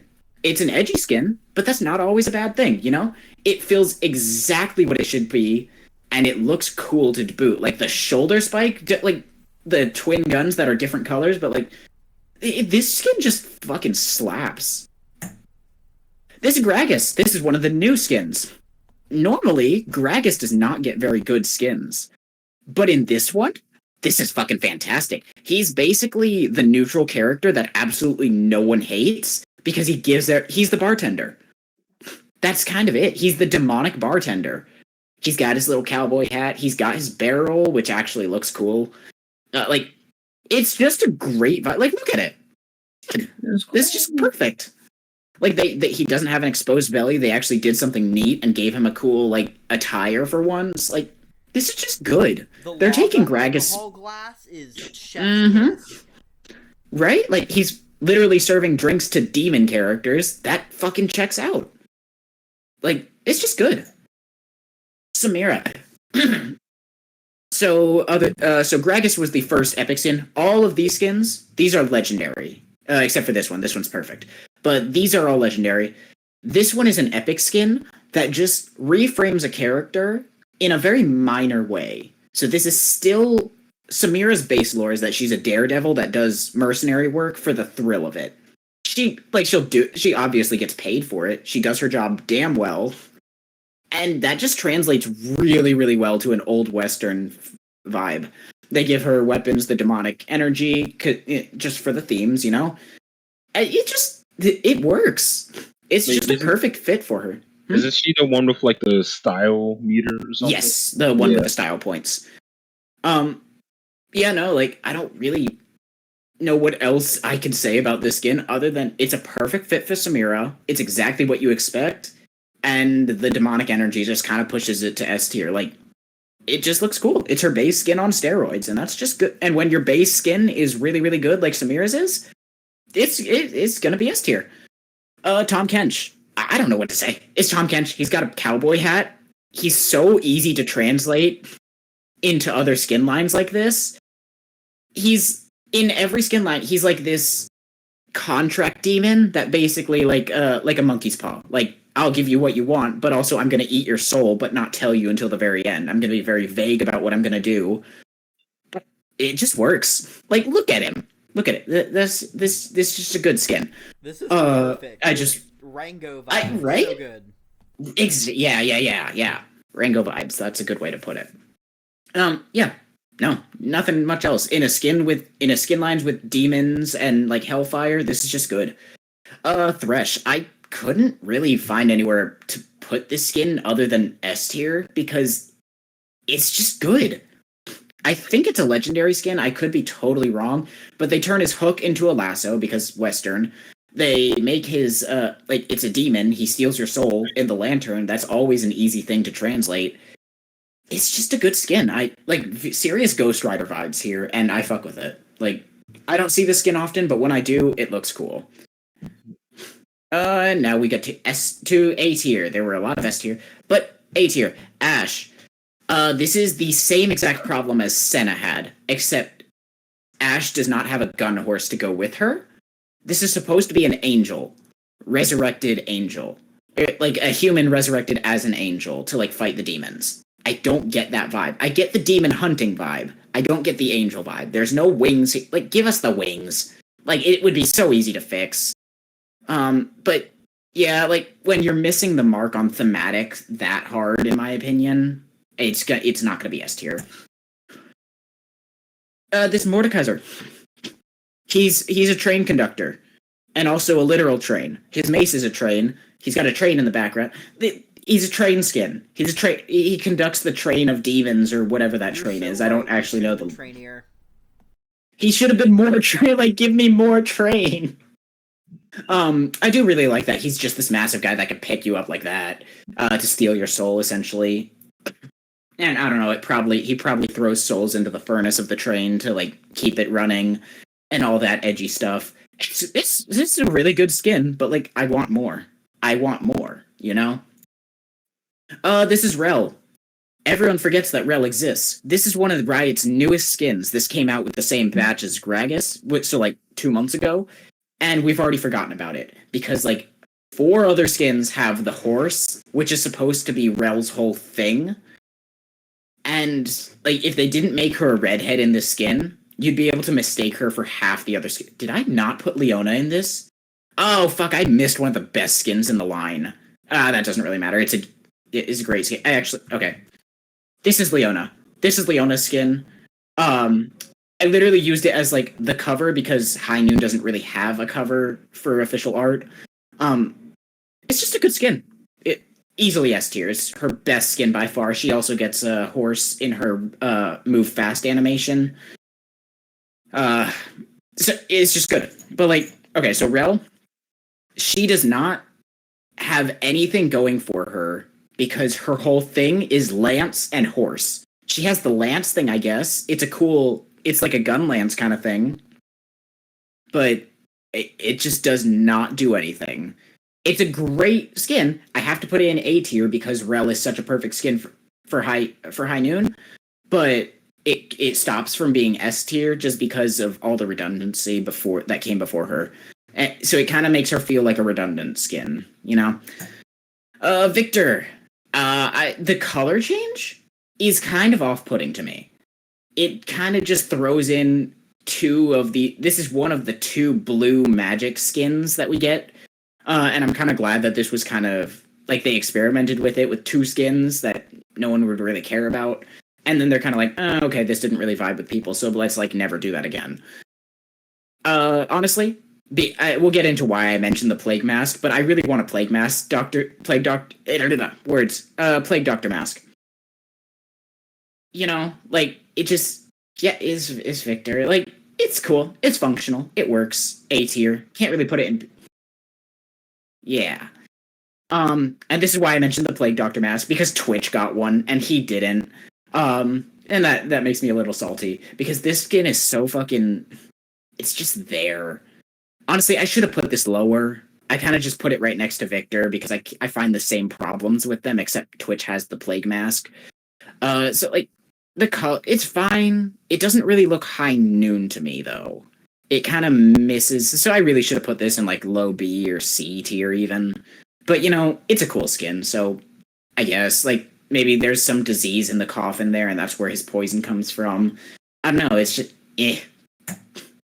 And then we get to Katarina, and this is one of the first skins where I have a problem with the gun blades. I don't have a problem with Katarina having gun blades because her ultimate ability is spinning around really fast and throwing knives at everyone. And that translates really well to gun blades because now you're just spinning around and shooting everyone. Okay, that's cool. But we got that, but better with Samira. And these came in the exact same patch. And Samira's is just better. I'm going to say that right now. In game, in art, I really just think Samira does this so much better, which pushes this one down here. You know, so like the only real problem I have is that they didn't wait for like the next batch of High Noon skins to put one of these two characters in. Like, just separate them. Don't put them in the exact same patch because no one cares. Like, it's the same character essentially. Urgot. Again, you're gonna hear me say this with quite a few skins. I want more Train. I want more Train here. I really Isn't that a do lot of Train though? What? Isn't that a lot of Train though? For Urgot, no. He's like a half mechanized character. I want more Train. Give me more Train, right? There's the Train chest plate, the legs are Trains. The legs aren't Trains. Those are just crab legs. They have the little shields thing on the front of them, like the bumper on a train. They have wheels. That doesn't. Those are cogs, not wheels. Yeah, like how trains use cogs. It's trainy. It's giving Train. It's giving Train. Give me more Train. Already point to a place where they need more Train. Fuck you, Tyler. You don't get to say that. Anyway, no. It's an A tier. To be fair, I put it all the way in A tier, but okay. It's not S tier because there's not enough Train. B tier. This is Hecarim, and you could honestly tell me that this is a basic fire elemental skin, and I'd believe you. I know. I just said this. I want more Train skins. Give me so this is a character all about moving very, very fast. So one problem, I actually only just noticed this. This is a gun scythe. Why does he have a gun scythe? Oh, that's just weird. Does the gun not do anything? No, it doesn't do anything. There's no gun sound effects or anything. Like, there's nothing there. Like, give me a legendary Hecarim skin that's literally just a fucking train. Like, give me that. I know it's not going to be very visually clear, but give me the train. But just a train in give me a train. Anyway, another problem that Hecarim skins kind of just have in general is it turns his spear into a scythe. That's supposed to be a spear, and like most of his skins turn it into a scythe, and it's kind of getting annoying because it's kind of changing how his character looks. It changes a lot of the vibes, actually. Like, it'd be fine if you did this in a few one-off skins, like, you know, as an interesting concept, but you're doing it every single fucking skin now, Riot. Give us the base design for visual clarity if you care so much about it. But, you know, oh well, it's a good skin. It's functional. It's a demon skin in a demon skin line, so, like, I can't make too many complaints, I guess. This is Sion. Another train. So, Sion, like Hecarim, needs more train. Because his ult has train tracks. His ult it gives us a train whistle. Because if you don't play League, Sion's ult is he charges up a movement speed and rams into something very, very hard. The longer you charge the ult, the faster it goes and the harder it hits. Why is it not a train? He already has a skin that turns him into a train. It's like a robot skin where he kind of transforms into a train for his ult. And why are they not trains? They aren't even I need more trains. Wait, Paul. I need more trains. What to do here? Go for it. Have a tattoo Look at that giant empty space on his arm. Yeah, there's quite a bit of empty space as well. I think the problem here was that they kind of just wanted to give Scion a skin, so they gave him a skin, and then someone realized, hey, it'd be really funny to put train sounds with his ult, because this is a train skin line. Well, I mean, this is where trains... It's essentially turned into that. Like, the train is such an iconic part of this universe.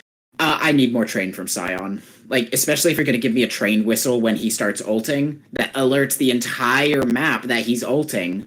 That's, like, a thing that they have for gameplay clarity, is certain ults are so big impact that they're, like, they tell the entire map, this just happened. And in this skin, it's a fucking train whistle, and it's not a train. So, problems there. Give me more train, essentially. This is Talon. And if this is not the most shoehorned in character to the skin line I've ever seen, honestly, aside from a skin that's going to come in just a few things, it's Talon, but what if we give him a demon blade? Which is cool, I guess. His hat works, honestly. Like, I'm always going to be impartial to cowboy hats. Just because they're fucking cool.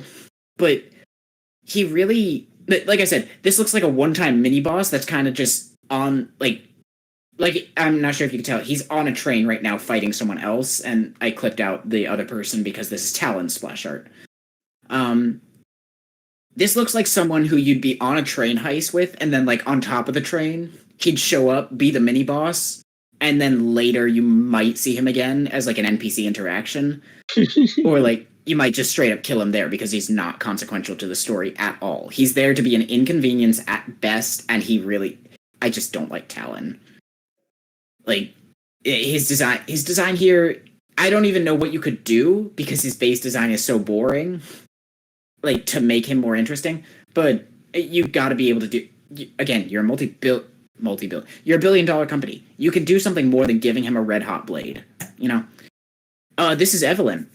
And the issue I have with the skin is it looks like an entirely different character. It looks like a lot of people thought this was Zyra. I don't have the splash art for Zyra ready, but it does not look like Evelyn until you're in-game.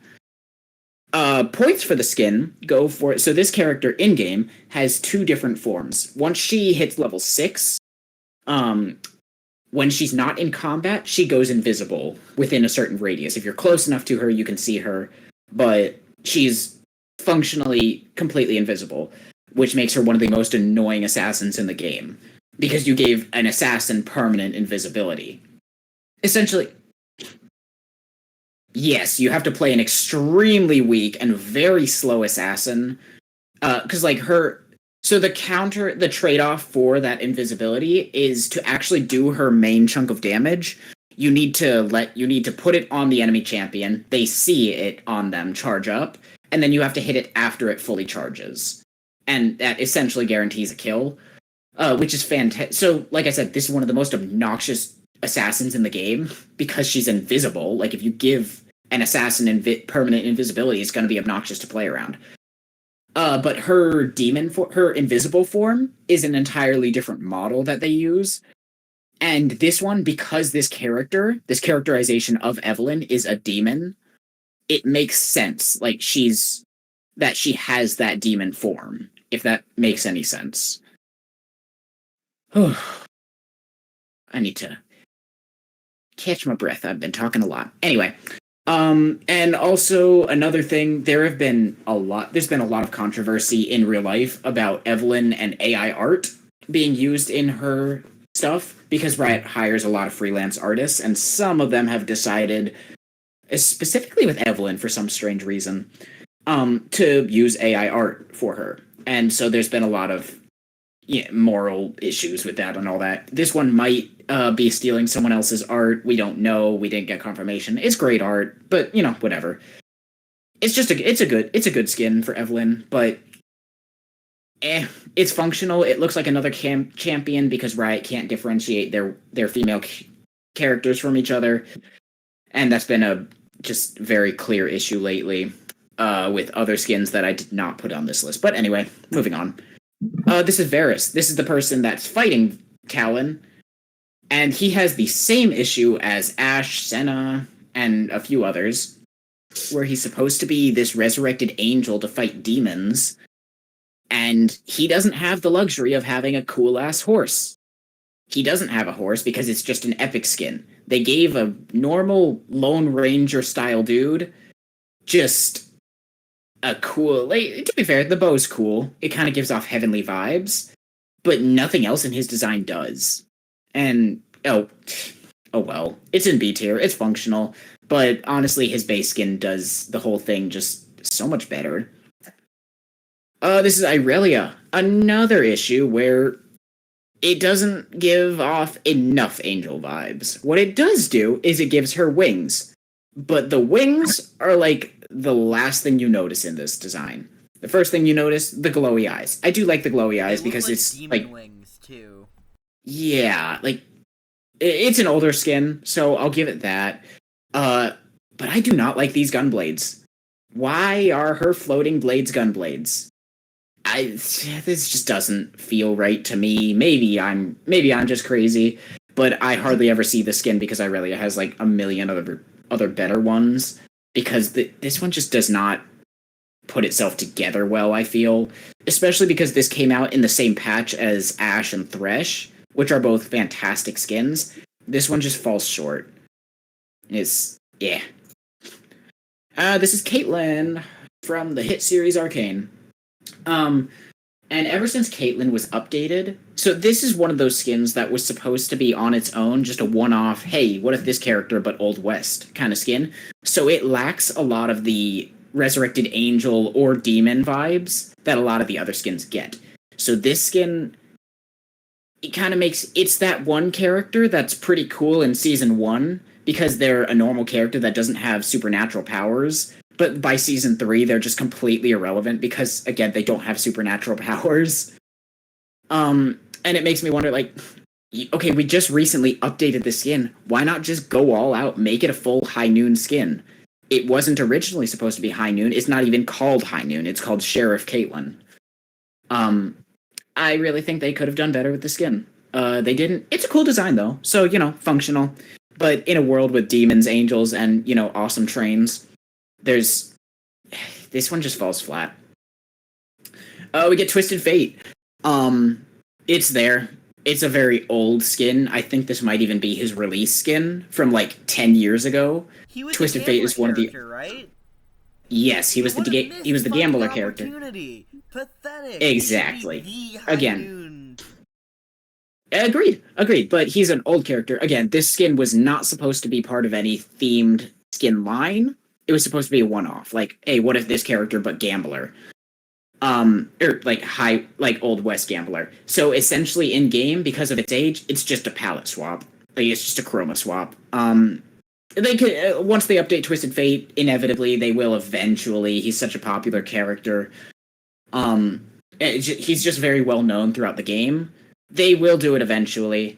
They could do a lot with his like foresight kind of thing, like his eyes are glowing because this is a magic character that all that they can do something much more interesting, and I have no doubt they will. But until they do, it's just a boring skin.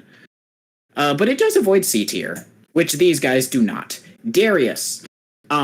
So one problem that I might say a lot in this tier and below. What the fuck are these bullets for? That is a normal ass axe. He does not have a gun, and why are the bullets so big? Those are like soda can bullets. That's gonna... Obviously. But, like, no, shut the fuck up. He just lights the end of them and uses his hand to aim. It's like a cannon thing. Okay, but, like, okay. Further problems with Darius. Most of his skins should have pretty big body armor. This has very little... It's got the shoulder pad there. But for visual clarity and also just characterization... I want more body armor on Darius to make him stick out in the High Noon universe. Put straight armor, you're right! Oh my god. But, like, I didn't... but it's just so boring. His hat is too small for such a big character. Make it a bigger hat, give me a bigger cowboy hat, Riot. But yeah, that's pretty much it. Like, it's such... Like, there's so much missed opportunities here, and what the fuck are the bullets for? That bugs me. Fiddlesticks. It pains me to put a Fiddlestick skin this far down, but they really, like I said with the Star Guardian skin, when they lean into the eldritch horror aspect of Fiddlesticks, it will come out fucking amazingly. They kind of just go normal horror here, which I guess is fine, but in a world, in like a universe with demons and trains that just look cooler. First off, why does he have bullets? He doesn't have a gun. I do like the dynamite. That's a neat, just little carrot. Yeah, but I don't know. The skin could go so much. Bullets is so unthreatening. Essentially, yeah. I don't like the bullets. They're kind of just there. See, what I don't like about the bullets is that they're just there to be bullet belts. It kind of feels like when you were younger and you were playing Nerf Wars, when you put that strap of bullets around, like that was completely impractical. But because you thought it just looked so cool, you put it there, and it just doesn't. The skin falls short for a Fiddlestick skin. Yasuo. At least the bullets have a purpose, but those are some big-ass bullets. What the hell? I'm not sure if any of you are savvy in like how big bullets are supposed to be, but these are some huge-ass bullets. Another issue I have is if he has wind powers he made this tornado. Like, that's like Yasuo's thing. He makes big-ass tornadoes. Why does he have a gun? That's just Yasuo is the like samurai guy, right? He's supposed to be. Okay. Yeah, no, you're right. He's supposed to be the samurai guy. He's like the low. This was his release skin too. So like generally release skins are going to be very very close to like what the normal design is, and this one strays really far from it. Points for the cowboy hat because that's a cool cowboy hat. For Yasuo, they kept the hairstyle and they didn't make it look dopey. So, it gets points here and there, but not enough to really justify this stupid-ass gunblade. I don't like the gunblade. I think I understand it. I think I can explain this. So, the cowboy is, like, the American version of, like, the Bushido or the old, like... No, there's, like... No, I get where you're going. No. Different cultures have, he's like, right. Yeah, let me talk. Different cultures have their own, like mythical hero, like yeah, and so like for America, that hero was the cowboy, in the same way that like the knight was the hero of the European area, whatever it was, Britain, I guess. Western cowboy films pull on samurai films so much. Yeah, and it's like the reason of the quick shot happens is it's supposed to mimic like Bushido sword techniques where like the sword doesn't even look like it leaves the sheath before it cuts something. Like that whole anime thing. That's what they're I think that's what they're going for. I feel like it really just falls short. The gun is way too thick to look like a quick draw method kind of sword. Maybe that's for visuals, maybe? It may be, but why? Like, give me a wind-themed samurai, like, cowboy. Give him a gun, maybe. Like, just on his model. But I'd probably bitch about that if they did, though. I guess the blade is more important for you to see than the actual, like, for gun sure. hilt. Yeah. It's just like this skin. It doesn't get where they wanted it to go. It could be good, but Yone just did it infinitely better. Anyway, Misfortune, another one-off skin that wasn't even supposed to. I don't even think it's called High Noon. Same problems with Caitlyn. Why should I care about this person when there's demons and trains and resurrected angels running around rampant? Just kind of boring. Misfortune and Caitlyn are hot. Yeah, you know what? To be fair, that's a valid point. I think this skin does well enough, but it's just, I don't know, compared to the other High Noon skins, which are just fantastic quality, this one just falls short for me. D tier. It's one slide. I don't care about these things. These are crimes against humanity. First off, Alistar, why the fuck does he have a gun? What the hell? What the hell is this? This is an abomination. This is a character? This is a snake character. Why is she throwing snakes and not spitting them? Like, that's the literal animation she has. They change her poison venomous.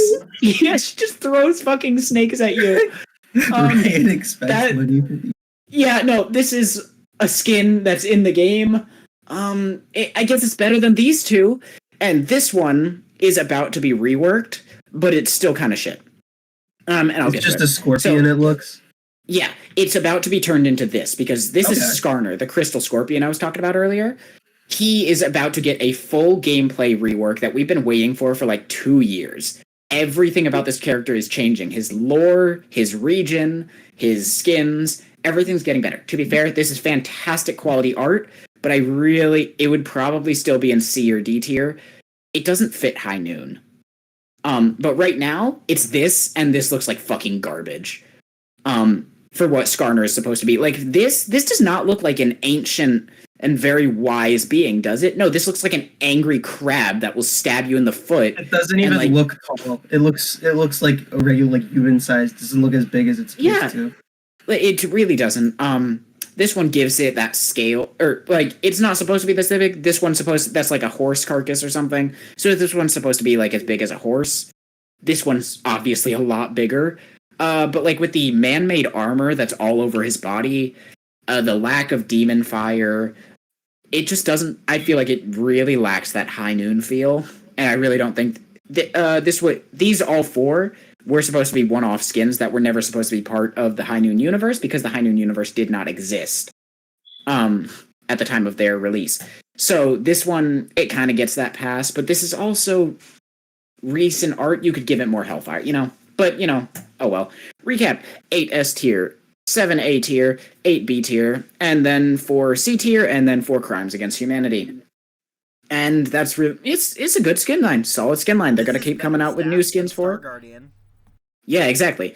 Like, it's solid. It's not my favorite personal skin line, but when they come out with bangers, they have a lot of bangers. This is one of my favorite skin lines, Spirit Blossom. So, Spirit Blossom is not champion lore, but it is canon within League of Legends itself. This is part of the original universe, and most of these skins, say for like 4 of them, are not actually the champion that they are representing. So when you get Spirit Blossom Teemo, for example, it's not actually the character Teemo from League of Legends. It's a spirit from this particular region that happens to look like Teemo. If that makes sense. We'll get into that. I just really like this skin line, and so the lore actually matters a bit more to me in this skin line. This is Ari, Spirit Blossom Ari. I did the Hotel Trivago thing again. It's Ari from my favorite band. Oh yeah, Kitty. I'm not gonna lie, I totally forgot what you meant there. This is one of her legendary skins. It is one of the best quality legendary skins in the game, despite it coming out like 4 years ago. It's fantastic. The voice lines are amazing. It has unique interactions with champions.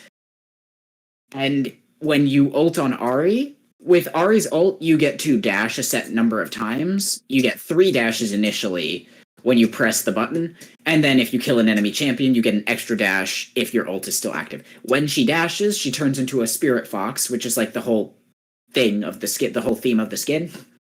And she was a big part of the event because this was the spirit that guides lost souls. If you die, basically Ari is going to guide you to the afterlife. And if you're stupid enough to not follow her guidance and wander away, she's not going to pull you. She's just showing you the way. So a very impartial, like, death character, and I really, really like that. And then we get to Set. This is one of the skins that is literally Set. This is the so in Set's normal lore, he is in an entirely different region because he's so he originally was born in in like the Spirit Lands, and then he moved to another region, started an underground fighting pit, and then he came back for some sort of spirit ceremony. And this skin is so high up, not necessarily for the lore. The lore is fantastic. It's pretty good.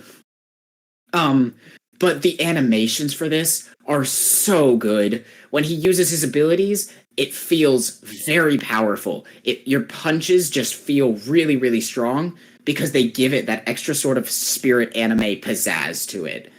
And it's just his base skin done better. Or not his base skin, because his base skin has very different vibes. But it takes a character and it gives it supercharged spirit powers, essentially. It feels like a power-up, and it's just really, really well done. Not much else to say. He's also hot, so bonus points for that. This is Thresh. This is one Thresh skin where I don't mind that they made him a sexy anime boy, because this is a legendary skin, and they went all out with it. So it starts out as this in the middle of the game, but once he hits a certain number, once he achieves a certain achievement in the game, it turns into a demon skin. And I don't have the model for comparison, but essentially his skin turns purple, he gets a skull head, and the skin just works. I think I mentioned this before. His lantern is really, really easy to translate into spirit-themed skins, because you could just make him an evil person that steals souls, and that's exactly what he is. It's just, Thresh is a very easy concept, done right multiple times with high-quality skins. I can't put him anywhere else. This is Aphelios. This is Aphelios' best skin. He very rarely gets skins because he's a very hard champion to play. Just because they decided to make... This is the Mr. 200 Years of Game Design experience himself. This is literally what started that joke. So he doesn't get too many skins. And the reason it's all the way up here is because this almost it hints at the ship between Set and Aphelios that fans have just been headcanoning for literally since they released. We don't know why. They're from entirely different regions. This isn't even actually Aphelios. This is, again, a spirit who left. That's so rude. This is a spirit that happens to look like Aphelios and has a ghost sister that looks like Aphelios' sister. Don't look into it too much. And yeah, no, it's just a good skin. It's his best skin. It fits really, really well for the 5 different weapons. It's just good. I don't really know what else to say. It's just, I'm impartial to Moon. I might have been hearing an echo. I'm always going to be impartial to Moon-themed skins because I really like Moon-themed shit. So, anyway, I think this is the last S-tier skin, Cassiopeia. So, in Cassiopeia's base design, this was the lady that was throwing snakes in that one skin. This is a much more modern skin, thankfully, because in her base skin, they could not decide whether they wanted her to be a hideous monster or this evil seductress with godlike powers with different vibes. I would go into what makes Cassiopeia a failed design that needs to be reworked. This is essentially both. What, Tyler? She's a monster and also seducing you very successfully at the same time. The nails She also is, really yes, sell it. But yeah, the nails really sell it. I do like that. But no, what my problem with the original design is that it tries to be both and it fails at both. What they try to do, there's actually literal conflicting stories with her, because in her bio it says that she was turned into a hideous monster that no one could even look at, and her life was ruined because of it.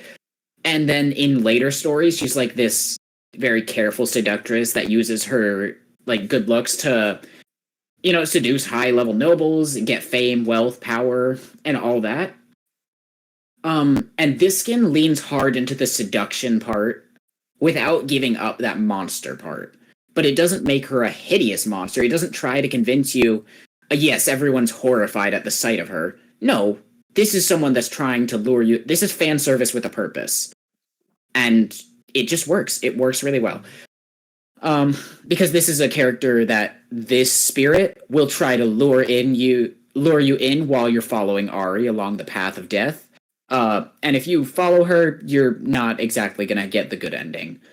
This skin was also the base, so I'm not sure if anyone here is familiar with the YouTuber Nicky Boy, or streamer, YouTuber, content creator. He made an entire rework for base Cassiopeia, and it was a beauty. I know design is very objective or very subjective. This is one of the things that I would confidently say Nicky Boy's design of Cassiopeia is objectively better than her current design. He made an entire model, an entire custom skin for it that he could play in game, and it worked well. And it was all based off of this. This was the vibes that he used for it. It was very, very, very well done. But regardless, yeah, good skin. Kindred. I love Kindred. These are not my words, because I've seen a whole bunch. Because whenever Kindred gets a skin, it either sucks or it's great, and this is one of the great ones. So in normal lore, Kindred is the spirit of the lamb, which is the humanoid with like lamb legs, and the spirit of the wolf, which together they make spirit of death. And essentially, when you die, you either accept you accept the lamb shooting you with an arrow and you pass peacefully, or you try to run from death and the wolf chases you down and eats you. And either way, you die. So, oh well. This one works so well because in normal Kindred, the wolf kind of lacks any sort. It feels like it's just the lamb. That's all it is, because that's the character you control, and this is like the wolf is just kind of there as one of your abilities, and that's kind of where it ends. But in this skin, they upsize the wolf's size so that it's huge. Obviously, they give it this stupidly cartoonishly toothy grin that gives it so much like I've heard it described as like Studio Ghibli kind of charm. And it just works really, really well. Yeah. Another thing that they did really, really well in game with the skin is the animal. So with the lamb and wolf, I really should have put their base design here to show. But the lamb is like this humanoid figure that has lamb legs and very jumpy animations. The very animalistic animations. So when you make Kindred a normal human, the animations usually look very off-putting and very not human. It looks more like an eldritch horror than like some peaceful spirit that they usually go for. This does not have that problem, mostly because of the hair, the furs that they give it. Essentially, they put so much visual noise on her model that it covers up those animations and makes them look natural in game while having this great design that I just really love this design. The bow looks fantastic. The wolf looks fantastic. The mask is awesome. It's just good. This is a well done skin for Kindred. A tier. This is Vayne. What is stopping this skin from getting to S tier is the lack of visual storytelling. It's so boring for what Spirit Blossom could be, especially when you're given the opportunity to give spirit weapons. That doesn't look like a mini crossbow. That looks like a... This looks pretty boring. It's what? And plain. Why is this all the way up in A tier? Honestly, because the lore is just really well done. Shit. What did I have? I'm not gonna lie, I went over so many skins. I don't know why. But this one stuck out to me as like the top of A tier. The story was really well done. You had a whole event with her during the Spirit Blossom event. It doesn't change much of her base lore, but the visual storytelling with like covering her eyes, so like she's like blind from her real goal, because a lot of the Spirit Blossom skins, they're like spirits that have lost their memories, and Vayne has literally lost her way. I think the spirit weapons do look pretty cool. I just think they could have gone harder with everything, which would have put it up higher. So maybe it deserves B tier. But honestly, the lore was just very entertaining when I looked at it. Why is there fucking... Okay, I don't actually know why there's the X there, but regardless, it is very well done skin. The animations as well makes a very boring character more spirity, and it just works, in my opinion. Maybe it deserves lower. This was one of the... regardless. Riven. The reason that this skin is not S tier is for basically the same reasons as Vayne. So this is supposed to be a warrior that has lost all their memories, and as they collect the pieces of her blade, because Riven, in every Riven skin, because it's a part of her kit, and B, because it's an absolute truth of Riven, she has an incomplete blade. And when you use her ultimate ability, it completes the blade and gives you, like, bonus attack range, more damage, because bigger sword, more damage. If you take away all the spirit stuff, take away the blade, take away the spirit armor she has, this does not look anything like a warrior. It looks so plain that you could tell me it's just a normal person that died in normal clothes. It doesn't give off dead warrior vibes, until you look at the spirit stuff that's added. And if she was a warrior in life, why is she devoid of anything that looks like warrior stuff in death? Like, especially when compared to some of the other warrior skins that we get in the line. This one feels very plain. It needs more flair, I think. Teemo. This is just... It's Teemo.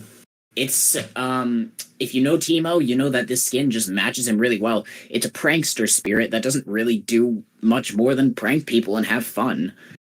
His mushrooms are literally alive in this skin, which I think is fucking hilarious. They do something neat with his hat. They give him, instead of like the normal, if you know the Teemo hat, you know the Teemo hat. It's just a fun little design. It's a redesign, but it doesn't give much more than that. It even changes Teemo's animal species from like rat or whatever he is to like some sort of spirit badger. And I really like it. But it's not S tier. It's not S tier, but it is a high A, and it does its job very, very well. They also got rid of his backpack, and they turned it into his tail, which, like I said here, it's exactly what it's supposed to be, and it looks really good at that. So it gets here. Yorick, this is a great quality skin, and like everything else, it does him so... guy from the cold. No, he is not from the cold, actually. Who are you thinking of? You might be thinking of regardless. The lore just does Yorick dirty, but I can't even take that into account too much. Because it always does him dirty. Yorick has never had a... He got fantastic setup. His character is amazing in base lore. But I think it really falls flat here, because why is there a spirit of the dead with a shovel when you're dealing with spirits? If this was a gravedigger, cool. He's not a gravedigger, so why does he have a shovel? I don't know. It does not hit home. It does not hit what it's supposed to be, I feel. It's just kind of meh. But, it looks cool enough to put it all the way up here, I think. Honestly, that's mostly because I really like the purple they used, with everything. It looks like a really well-done demon skin. The lore does him dirty. That's pretty much it. B tier. Lilia. This is just Lilia. In everything, personality-wise, it's not supposed to be Lilia. It's supposed to be a spirit that looks like Lilia. It's just Lilia. It's Lilia, but what if white hair and slightly fancier clothes? I don't have a problem with it. I really like the skin. I like the colors. It's just Lilia. It's a chroma swap.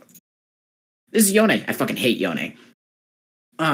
So I put him literally, I do this with a lot of Yone skins, and I think it's funny. This should be A tier. I'm not gonna lie. The lore is fantastic. This is also one of those skins that are literally the champion, because this is Yone's spirit after he died. Yasuo himself killed him. Yes, they're brothers. Family rivalry goes hard in that family. And this was the spirit before he was taken over by a demon and resurrected as a demon hunter. So this is like Yone without the edge, and it looks very pretty.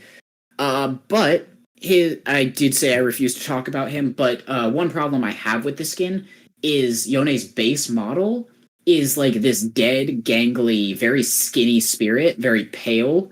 And when you put a normal person's colors on that, with normal swords and shit, it doesn't look right. The animations don't look right. It looks like a dead person in body paint and trying to pretend to be alive. When a zombies. It looks bad. I think a lot of people really like this skin. Fuck him. I hate Yone. This is Master Yi. I think I do this with all of his skins. I put Master Q. If you get it, you get it. If you don't, you don't. It looks a lot like Yasuo, and you could tell me this is Yasuo, and I would 100% believe you, because there's no distinguishing factors. It's a fine Yi skin, I guess. It's better than his base skin for sure. But it's just kind of there. Oh yeah, grape juice. But anyway, this is Soraka.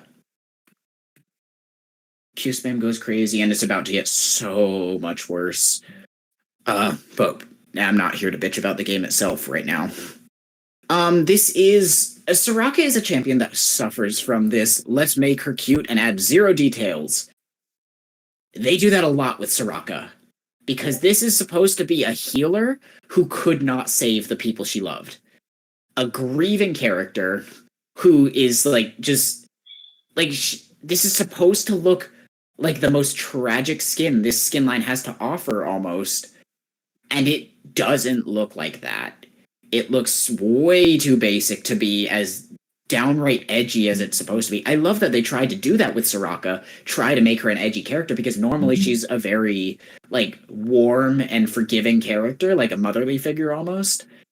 Okay, give me that same motherly figure if all of her loved ones died. That's that's just great theming. I get none of that from this skin. So, okay, it's there. It looks Spirit Blossom-y, I guess, but it doesn't look sad enough. You know, eyes closed and looking at something that might have meaning is all we get. Staff looks cool, though. Staff looks really cool. C tier. This is Darius, another fallen warrior. And honestly, we have enough of these skins. The skin was just put in there. I honestly forgot this skin existed. Pathetic. Yeah, no. Yeah, like his bio, that's not all of his bio, but that's basically all you need to know about his bio. Like that no, Rai did not put in half a sentence as his bio, 4 words, but when the skin line bio describes you as another of anything, you're getting redundant with the theme. Like, give us something new. This is one of the newer batches of Spirit Blossom, and I literally forgot it exists. It is better than High Noon, I guess, but it still ends up in C tier because of all the great other skins that are here. Evelyn. So when going through this and making this PowerPoint, I realized just how much they make Evelyn just a normal ass human, and I think that fucking sucks. It's boring, and there is so much more you can do with her skins, and yeah, no, this is just making. Evelyn's base is I actually rated it as one of the highest champions. I'll actually put a picture in the Discord if you want. Here, 1 second.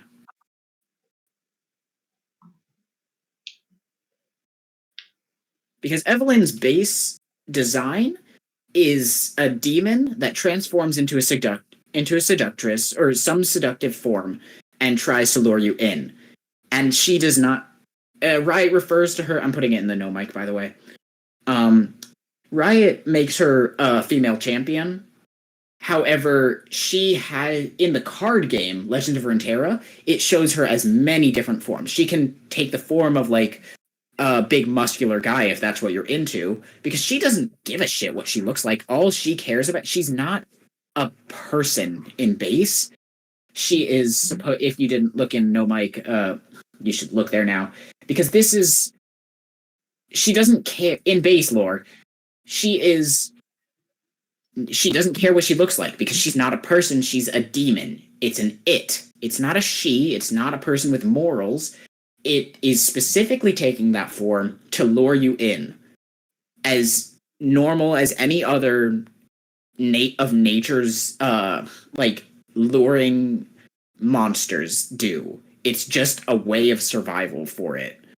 And this just takes that concept and makes it fucking boring. And that's just awful. Tristana. I actually really, really like this design. And I actually, I was going to put it in B and even debating A, but then when I read the bio, I realized this is supposed to be the spirit of choice that will, it basically Two-Face. Two-Face if Two-Face was fair. It'll flip a coin and, kind of just do what it wants based on the coin flip, I get none of that. I didn't even realize there was a coin in its hand until I read its bio. It's a cool spirit design, but why give such an interesting concept and then do fucking nothing with it? So that's kind of where it is for me. This is Yasuo. So I don't mind. The skin quality is actually a fantastic skin. It's actually Yasuo within lore. And it is the end of Yasuo's character arc. Not many League champions get to finish their character arcs. Yasuo got that. And for what it is, this skin is pretty darn good. It is all the way down here because now Yasuo, within actual League lore, can no longer be described as the Unforgiven because literally everyone has forgiven him. So when he was framed for the murder of his master, later within the lore, his clan has already discovered it was not Yasuo, it was someone else with wind-based abilities. And they all blamed him because he was like the rogue wind user, you know? In a family full of wind blades, and like everyone else was accounted for in like one room or something, and so everyone blamed Yasuo. When he murdered Yone, everyone blamed him for that. No shit, they blamed him for that. Even Yone blamed him for that. Until Yasuo got redeemed by Yone after Yone resurrected, and now he's not unforgiven, he's forgiven by everyone. So, and this was kind of like the last nail. This was when Yone forgave him. Yasuo literally left the land of his birth where everyone hated him because he no longer had that self-loathing.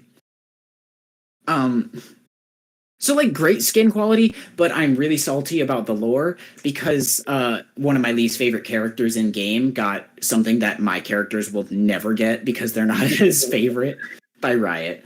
So fuck you, Yasuo. This is Syndra. And while I really like this design, it looks fantastic. This could be Irelia, another champion. When you give some... What the fuck is going on with her hand? Is this AI art? What the shit is that? Okay, that's a fucked up hand right there. But anyway, when you give a character this kind of dancing, flowy vibe in an Ionia setting, it looks like Irelia. So this looks like an entirely other champion, and this is not supposed to be a person. This is supposed to be the spirit of freedom. And I get what they were going for with like the dancing and like the sleeves that are free flowing and the ribbons. I really like it. It doesn't look like Syndra, and it doesn't look like a spirit. So all the way down here, like it's not visual storytelling enough. So to recap, there was no in the D tier because I don't think there was enough to like have that. I might have put Syndra there, but you know, whatever. 6, 4, 4, 5. Really good. A solid skin line. One of my favorites, like I said. Yeah. Battle Academia. This is another anime one. I did a lot of anime ones. They didn't. Yeah, exactly. Yeah, right. It's not my favorite line. The skin line basically started from My Hero Academia. And the theming is not subtle at all. There's a lot of anime references in this skin line, which, totally fine. We'll get to it. S tier. Caitlyn. I really like this Caitlyn skin. It pulls off exactly what it's supposed to be very, very well. It feels unique while being an anime trope, you know? It's that upperclassman with the superiority complex that, like, everyone praises. Like, clearly, there's a lot of visual storytelling going on in this splash art alone. And honestly, the gun just looks really fucking cool. I'm eating a Cliff Bar, by the way, so. Yeah, it's just, like, I can't find any problems with this skin, honestly. In design or lore, and in her animations as well. It's a legendary skin. So the animations are all different, the voice lines are great. Just good. This is Yuumi.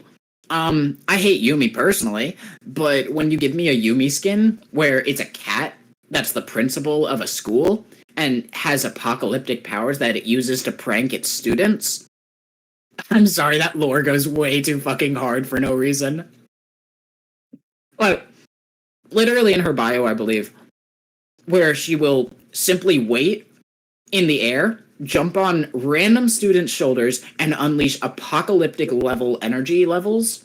I know I said level, but whatever. Just to jump scare them. And I just think that's the funniest fucking thing. Lux. I think I've actually... So Lux has the benefit of having a lot of skins. So they know what the people like. Oh my gosh, I think Lux actually has 4 skins in S tiers across different Wow. Yeah, they really just know what to do with Lux, huh? So what I really like about this one, it's not legendary. It's not anything. The voice line, the lore isn't anything super unique. What I really like is that despite having the very plain, like it's an academy anime kind of vibe. So everyone has school uniforms. So they had to put all the design into something else, and they did something really cool with her staff. They could have made a boring ass glowy staff again, but they made it a high tech staff instead. And that kind of like started off the whole visual thing for sacred weapons within this universe. Like Caitlyn's over here. That's obviously like this one came after Lux. And that's a very clear high tech kind of vibes. Like maybe magic high tech, but high tech nonetheless. I really like the tech staff so much. Like that just really, they clearly wanted it to be very important visually because they put it right there. It's like the center of focus. And I think I've I think I've given enough credit to this skin. It is at the end of the bag. Mm-hmm.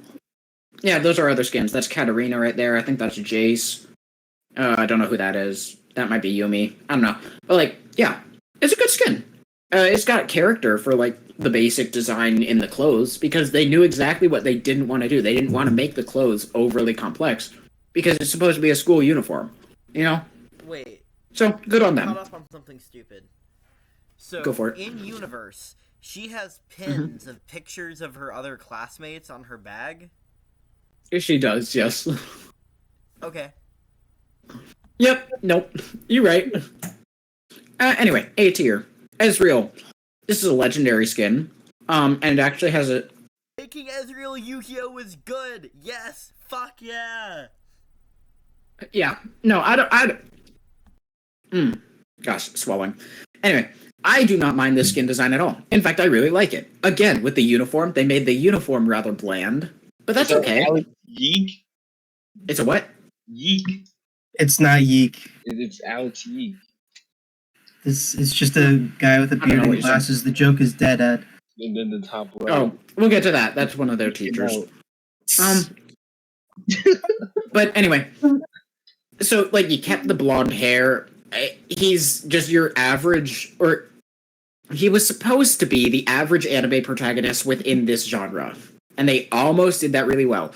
But his voice lines are the most annoying, shitty fucking voice lines in the game. He's so insecure about everything. But that's just when Ezreal. Ezreal's kind of an annoying little dude. Yes, I agree there. But they go way too far with it. He's not sure about anything. You could ask this man what 4 + 4 is, and he would be unsure about his answer. That's how fucking obnoxious they make it. This is like episode 1 anime protagonist. Not even season 1 finale anime protagonist. Episode 1. Like, imagine Deku if he stayed as annoying as he was in episode 1. Like, that's just the level of bullshit that this skin gives me. I hate the voice lines. It does have a Super Saiyan reference in when you fully stack his passive, but other than that, it's a good skin, great quality, but I cannot with the voice lines. I hate this skin. Anyway, Graves. It's an epic skin. It's kind of forgotten quite often. In fact, I almost forgot about it. It was like kind of like at the back of my mind. Not really anything special. But I really do like your teacher has a big ass gun and is clearly experienced in killing all these demons. That's just fucking cool. I'm sorry, that's just cool. I have no problems with this skin, but it is kind of a little basic, so it ends up in A tier, not S tier. Yeah, and I mentioned because it's not a legendary skin, the voice lines just do not match the vibes, so that kind of detracts from it a little as well. But other than that, fantastic skin. B tier. Yone, because why is he using a normal sword when he clearly has access to high-tech swords? I don't like that. Again, it's a normal human with the model of a demon, or like a zombie, essentially. And the animations just, the proportions do not look very good. His stance does not look very good. He's overly arching his back when he's standing still. And it doesn't look like in model, it does not look like it doesn't look very natural, even by League standards. I do really like his hair. That's fine. But, this skin could go way harder, and it doesn't. So, Leona, I see what they're going for here. And this is this like the upperclassman, that's like the noble protector of the underclassmen and everything. I really think that the prestige... I don't normally bring up prestige skins. I've skipped over a lot of them. This is her prestige skin. And the prestige skin is essentially just... in these days, it was a golden chroma. It just changed the color and it made you feel special. I think this does a lot better visual storytelling than that. Because this one looks more like a shy character that kind of just happens to be protecting people. It doesn't look confident. That's the confidence I want to see from a character with a shield that big, you know? Anyhow. There are people in the background reacting is doing a lot of the work, and that's not the model itself doing the storytelling. Exactly. Like, I do really like her uniform, but I think it strays a little too far from what we've had in the past. I think it's just maybe it's just from a different school or something. That might be a neat thing. But I really feel like this just does a better job of what the base skin is trying to do. And that's a bit of a shame, but oh well. Katarina, this is one of the first Battle Academia skins, and canonically, she is allowed to kill other students. Like, allowed to. Like, not she just does it anyway because she's a skilled assassin. She's just allowed to legally. I don't know why. It's just a thing that's there. But anyway. Again. Huh? You think that's what? I want to be the designated murderer at school. Honestly. Yeah, no, that'd be funny. But,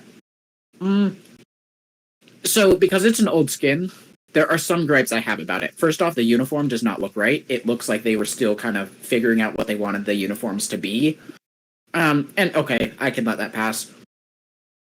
But what I can't let pass is the fact that she has these anime-sized knives with all the ring guards that are incredibly impractical, by the way. But then they don't have anything else. It's just normal blade. It's not a high-tech blade like we have in every other skin yet.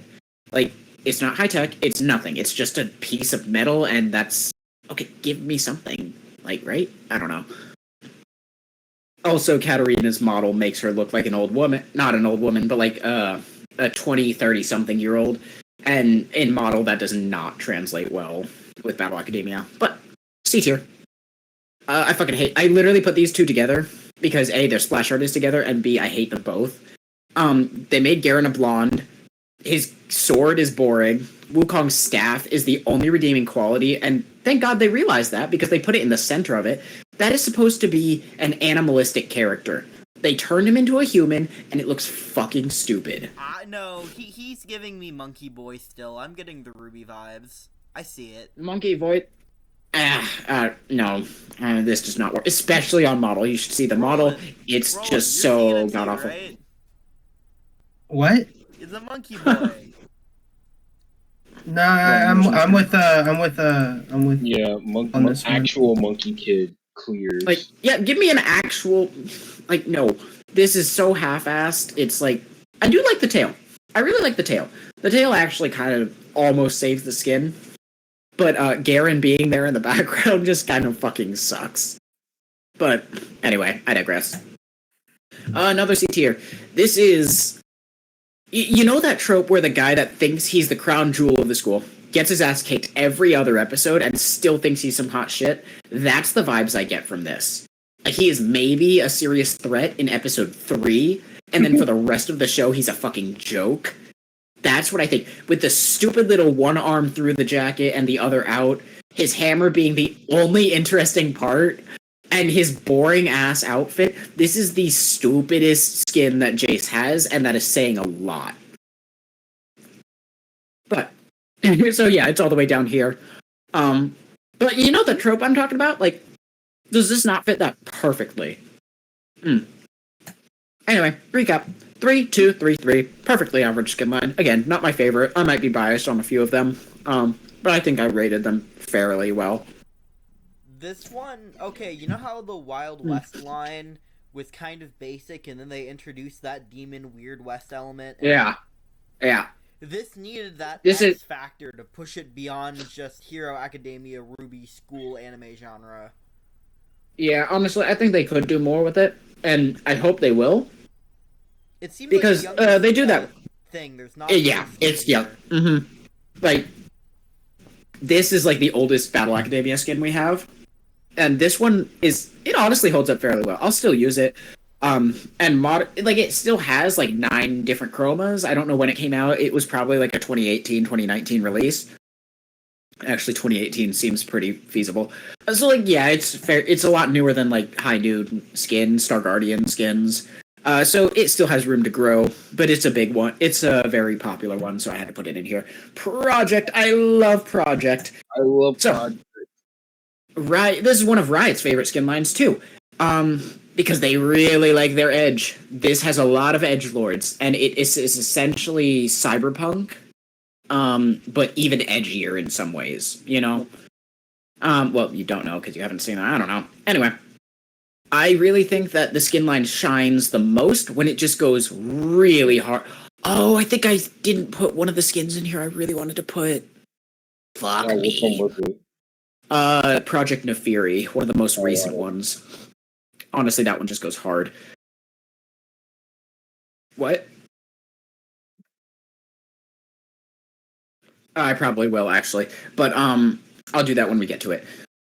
So these are going to be judged based on how... based on the lore, how well they visually represent what part of the lore they're a part of, because this is an older skin line, or not older, but it has a lot of skins. So, Esther, Ash, one of the first legendary skins that Project got. I think it implements Ash's entire character very, very well as a I'm in love rebel with this against... aesthetic. I know what you mean. Oh my fucking goodness, this Mhm. is so cool. Like, I know you will see this a lot. I have problems with skins that should, in theory, be exactly like this, but this one just does it better. I don't know exactly the words to explain this, but I love this aesthetic. The E ability that Ash has turns into little drones. The voice lines are just great. The bow is amazing. They could have gone harder with it, but, you know, it just works. And also, this skin is fairly infamous because this is about to hit this character. And I don't know another game that has a hitbox that bullshit. So the hitbox for this character Team Fortress 2 should comes end right first here. sometimes. Yeah, I'm sure it does, but and this is a high impact ultimate, and the hitbox should end there. There is so much space between these two, and it is about to hit this character. Not that it would have changed the 3 to 15 game. Oh my god, Nexus towers are down by 15 minutes. That's fucking tragic. But regardless, you get what I mean? This is bullshit. It is literally banned in pro play and any tier of, like, actual gameplay, competitive gameplay. Not ranked, of course, but, like, tournaments and whatnot. This skin is banned for very obvious reasons. There are some serious visual clarity issues. And Project Ash just takes it to another level. Project Jin, psychotic robot assassin sniper. Yep. If I had to rank Jin skins, I would rate this just below High Noon, because this skin fucking slaps. Like, tell me this isn't cool as fucking hell. His guns are perfect. He took out that motorcycle, you know, he's got the asymmetry still, but it still looks fucking cool. He's got the fur coat to show that he's not like the other. I didn't expect It- this. Honestly. And he's still a psychopath in lore. So, you know what? Like, points all around, I have zero issues with this skin. Literally, I would not change a thing. It's perfection. Vayne. The reason it's up here is because its production quality is really, really high. I think it's a great skin, and same as Ash, it gives me that same, like, sleek, like, really quick moving robot feeling. That's exactly what they were going for. It's a character that turns invisible with, like, stealth tech. This skin just slaps. I will get into the problems I would have with this skin if its production quality was not quite so high. I do think the hairstyle could use a little bit of change, but you know what? Other than that, fantastic skin. This is Vayne's best skin by far. Renekton. This is a person that has been augmented so heavily that most of their body is like animalistic, essentially. Is what I want from this skin. That's all what I want. Unfortunately, this is just a person that's been augmented into a tech suit. So like the suit is part of him, but the helmet comes off to show a normal ass human head, which I think is lame as fuck. Like, show me a character that has been so far augmented that they're literally an animal. That would just be cooler. Other than that, fantastic quality skin. It's a legendary skin, so the voice lines go hard. Mordekaiser. This is the skin that came with it. And this is essentially, this is that evil AI trope, but instead of the giant floaty head in the tube that can't actually defend itself, this one made itself this giant mech suit, put itself as the head, and starts beating the shit out of everyone. No, whenever I'm going up against a Mordekaiser with the skin, I get hit with their ult and my computer gets really loud for a second. Yeah, yeah. They went really hard with the ulti. They basically put an entire digital city. So Mordekaiser's ultimate is he drags you to Brazil, to another to do that. So the joke is that he drags you to Brazil. In his base lore, which is like the actual skin, or like the actual character, he drags you to his death realm, which is a limited area where he 1v1s you, and you don't want to 1v1 Mordekaiser. It's not fun. And in this skin, they decided to turn that death realm into an entire city, and it's visually gorgeous. But there's a reason that they're updating what computers can run League and what can't, because some computers had issues running this one. But I mean, ultimately, if you take away that, like, Wait, I'll post it in the no mic. He like flashbangs your PC. he really does. With, like, a Like, if your bubble. PC is not able to handle like the original Halo game, then you're just disconnecting from the game. Anyway, but yeah, fantastic skin. Well, wonderful quality. Yeah, this is Pyke, and I love this skin for one reason and one reason only. It shows the darker, more. I mean, all of the skin lines pretty dark, but most of these skins, they look clean. You know what I mean? Like, these all look very sleek, and this one looks fucked up. And I love that. I love that you can't even tell if his skin is skin anymore if it's metal. He's got the breathing tube. He's got one eye that's darked out. Everything about him is glitching. He looks so. Yeah. It looks very unclean, and I think that's great. It, like, everything in this universe, like, these skins, these are like, hey, what if this project went super, super well? What if this experiment went super, super well? What if this happened perfectly? Like, perfect stealth tech and all that. This is what if everything went horribly wrong and it's still a dangerous killer. So, huge points for just going all in with that. It's a legendary skin as well, so great voice lines, great animations, all that good stuff. A tier. Unfortunately, the quality kind of takes a big dip here. Well, not here. This was almost S tier. So this is Sejuani, and one of the few exceptions I have past this point where it's just a person in a tech suit, because this person in a tech suit is riding a giant murder robot, and I love that for her. I just think it's great. This is just a good skin. I think the whip could stand to be like a holographic whip, like everything else in the skin line. But honestly, I think the tech suit just kind of goes hard. Or rather, the tech armor. I can't call this like a suit so much as it is just straight up battle armor, because that's Sejuani's thing. She has armor. So you know what? Great skin. It's Master Q again. It's a good, clean skin. It's a legendary skin, so it gets great quality voice lines, great animations, but visually, this does not tell the story they want. This is the same problem I had with High Noon Talon. It looks like that one mini-boss, or maybe a recurring mini-boss, that shows up and is kind of annoying or maybe even a pushover. And this one looks like it matters more to the lore. Or maybe he's just like one of those elite normal units that are really annoying to kill and come in like groups of 2 or 3.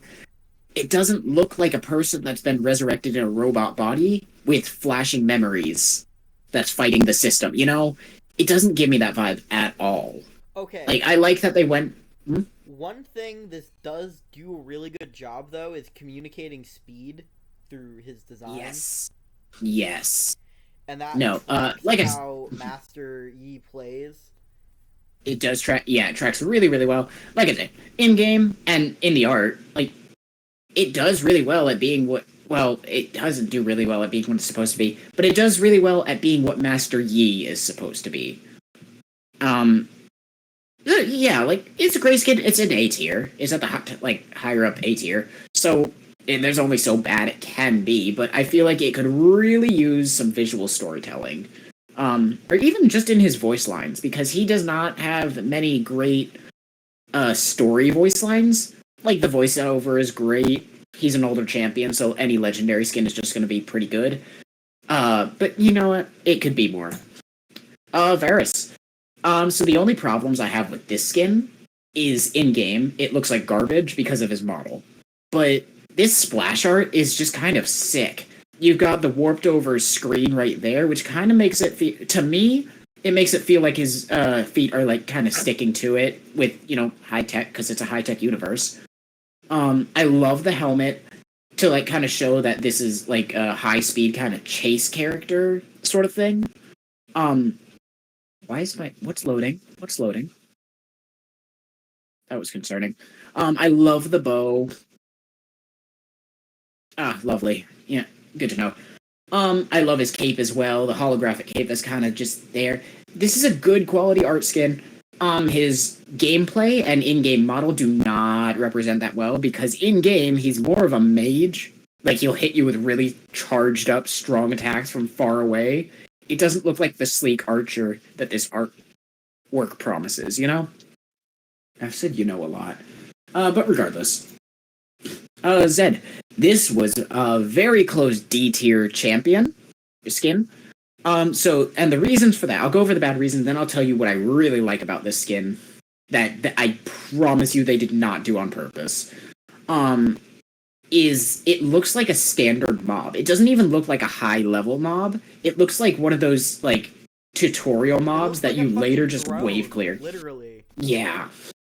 And, to be fair, with Project, it's very hit or miss with these robot designs. Like Master Yi, that looks like a unique design, but it doesn't look like a main... There's not enough on it to look like a super cool, like, high-level boss design. It looks like a mid-game boss or something, maybe.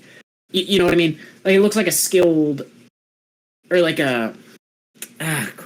Like a mid-level boss that you'll find wandering around and be like, hey, that was a tough battle. I died a few times to it, maybe even. But this looks like something that you constantly wave clear and gets annoying after a while. Or maybe it's just farmable, whatever. Doesn't look special at all. What I love about this skin in-game is that so all of his shadow... So this is Zed, and he has... In his base skin, he's a shadow ninja, essentially the Shredder, that can travel through shadows, send out his shurikens through shadows, slash you, teleport to his shadows, make shadow clones, essentially, and then teleport to them as he pleases. In this, those shadows are holograms. And essentially it feels like whenever I see these abilities, it feels like he's traveling through the net and kind of uploading himself to another body. And I just think that concept really slaps, so I gave it a lot of... I really should have put this lower, but I just... when travel is sick, exactly. Actually. Like, the concept was too cool when I thought of it. When I was about to put this in D tier, and then I'm like, wait a minute, it just saved itself on accident. I promise you, that's not what Riot was going for. This is such a low effort Zed skin. Most of his skins are low effort. But, yeah, it's cool. This is Jinx, and I honestly should have put this in B tier, really. But this feels this is like the problem that you had with Star Guardian except it doesn't have any of the redeeming qualities in my eyes. It looks way too smooth to be Jinx. That is such a smooth cannon. That's a perfectly put together pistol. There's no grenades. There's an explosion in the background, but like, where's the grenades? Give me more chaos. This is supposed to be an anarchist. This is not Jinx. This looks way too clean within the context. Like in a universe where you have Zed looking like this with all these jagged edges, where you've got like this kind of thing with pointy armor and all that, you can give more chaos to this design, and you don't. I should have put this lower, honestly. I'm way too generous with it. But anyway, the lore is pretty cool. So, B tier. Maybe I meant to. Who knows? Okay, so this one's actually going to go really quickly, because I have problems with all of these skins. And it's the same problem. I can't tell I had to look up for each and every one of these skins in this tier, whether it was part of the project organization that's turning people into robots for evil deeds because it's an evil organization, or whether they were a part of one of the various rebel groups. And I can't tell with this.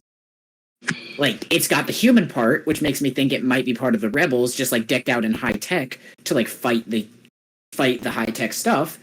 But it's also mostly robotic. The arm is clearly an entire robot arm. You can't see the eyes, so you're lacking in that humanity, so maybe it's the project part. But if that's the case, why isn't it a robot like that? Or that?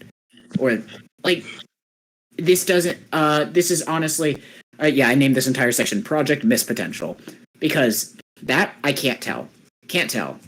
Can't tell. Can't tell, can't tell. It's all the same problem. Honestly, you could probably tell with this one, but I feel like this is just so lackluster. Like, that's just fucking... there's no practical armor here, which I take issue with. I think the hood is actually a neat idea, but like, it's in B tier for a reason. It's nothing special. Painted, not like built into it. Yeah.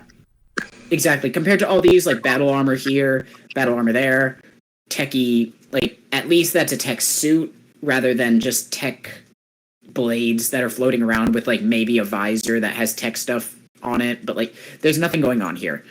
Akali, I honestly really wanted to put this higher because in-game it looks fantastic, but it has the exact same problem as the others, so I can't put it any higher, really.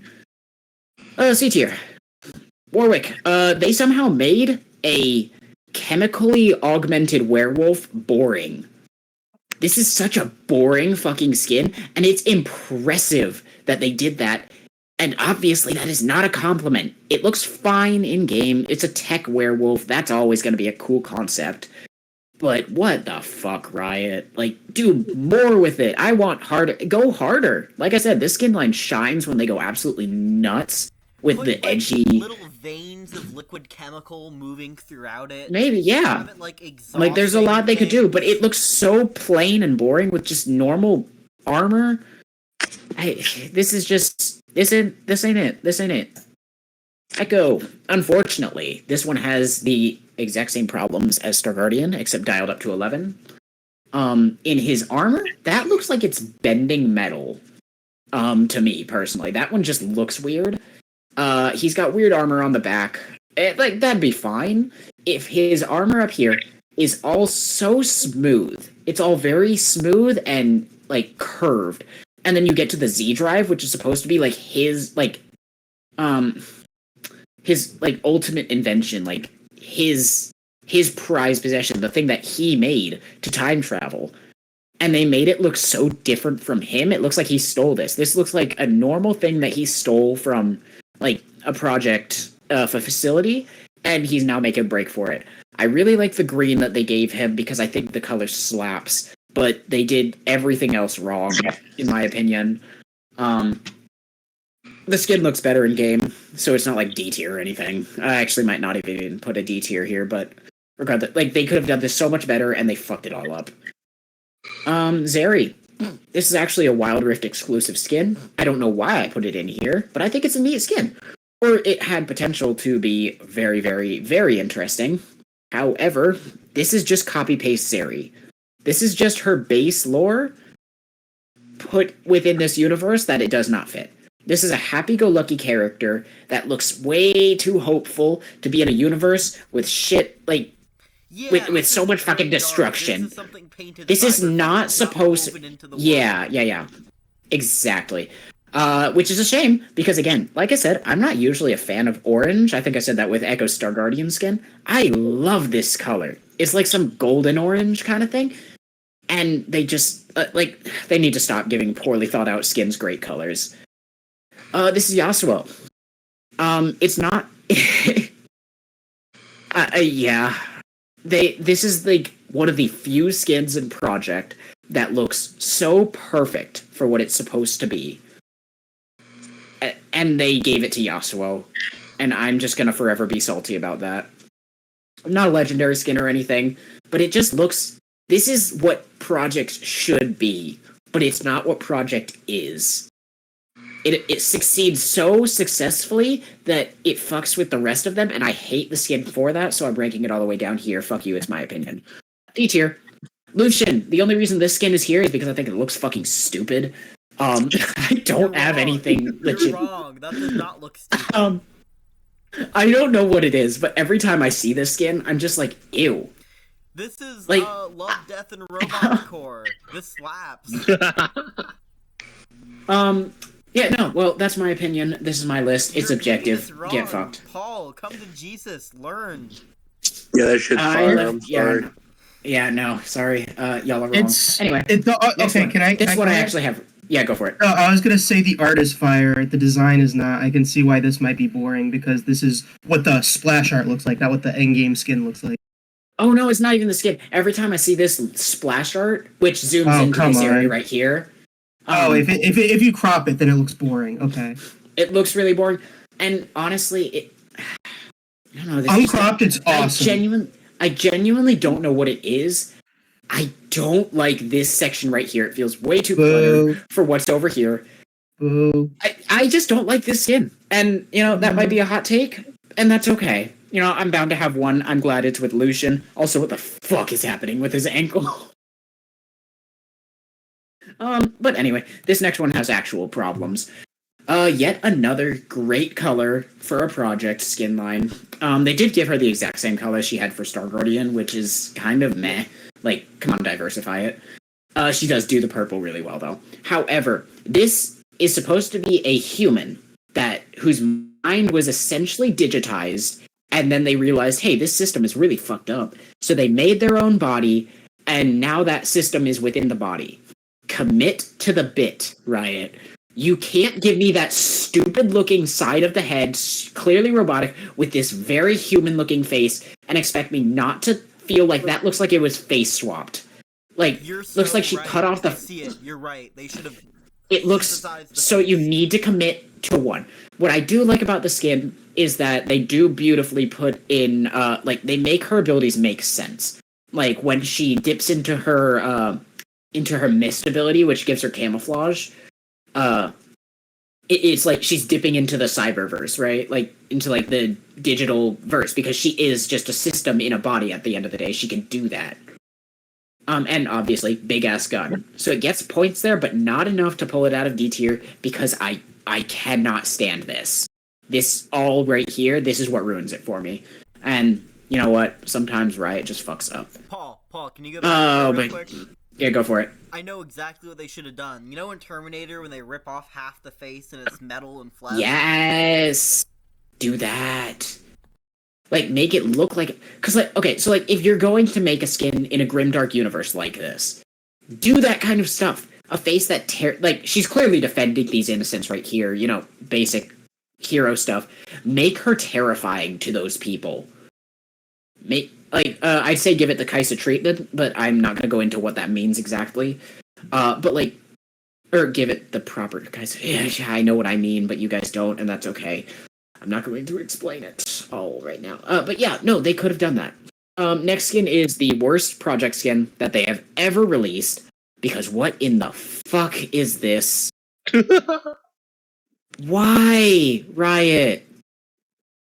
If they ever make a Project skin worse than this, I'm not kidding, I'm gonna quit League. Because this is so pathetically done. They made Why the have you look ugly? Yeah, right? Okay, to be fair. Not to be fair. Points where it gets points. The chains look sick. The arms look sick. And everything else looks like fucking garbage. Like, what even? He doesn't even have a visor.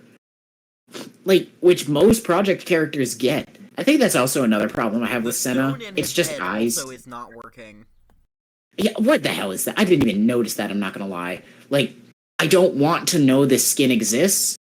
Okay, and one thing that people theorized before last year was that, okay, well, maybe one of Silas's absolute truths is that he has to be shirtless. Maybe that's one of his design truths. And that was a fair theory until last year we got a skin with him fully clothed in a skin line where it would have been way funnier to put him shirtless and it would have made more sense, which is why that skin also sucks. So basically, if you swap that here, give Silas just the normal project treatment, don't make him special. He's not a special boy. He's just a boy. He would have 2 great skins, but instead he has 2 garbage skins that are just D-tier bullshit. Like, this is stupid. Him just a skeleton covered in wires. Honestly, yeah.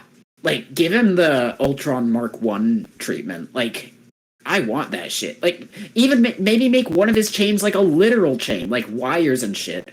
And like that would probably be more of a legendary skin concept. But this is so pathetically done. I hate it. Anyway, recap: 5-5, 6-4, 3. That's pretty good, honestly. Only 3 D tier, 4 C tier. So far, I love this skin. The skin set. Which, okay, yeah. I really like Project. It's one of my favorites. It's really well done. But this is one of, I know I've said that several times. I basically just put a bunch of my favorite skin lines in this, so that's why I keep saying they're one of my favorite skin lines. So this is an absolute spectacle skin line. These characters are as large as planets, galaxies, or, like, at their smallest, they're as big as mountains. Yeah, this skin line is essentially how cool can we make this character, how big can we make this character, and it's going to be judged based on how big it is and how much of a spectacle of a skin it is. Does Cosmos have its own canon, like the others? Yes, it does, and we will get into it, because it does actually matter, because it actually did something neat. Jin's is obviously the best. This is Jin's legendary skin, and they dial it up so much. He has 4 arms, which is just cool, because 4. His voice line is... His voice lines, plural, are phenomenal. His shoulder piece is an entire black hole. He's got these abstract colors because he's a psychotic cosmic killer. And this skin the original concept for the skin essentially came from one of the characters, Aurelian Soul, who has a unique interaction with Jin, who he basically tells him, oh, you're actually... Basically, this cosmic entity tells this human, oh, you make some very interesting art. Because, murder is nothing to a cosmic being. Imagine what you could do with a bigger canvas. Well, this is what Jin would do with a bigger canvas. It's literally perfect. I love this skin. If you can't notice, Jin skins generally get just so good. There is actually one problem with this skin, and it's not even this skin. I'll get into what Riot has done with skins at the end of this, if we have time. This takes, another S tier him really quick. The Jeff the Killer edgy serial killer thing actually becomes terrifying and viable when you take it to the scale. Perfect match. When you take it to the scale, you get these dead imploding worlds, and he has no intentions of stopping. It's so perfect. The sound effects for his abilities are great. It's just so good all around. Is it raining?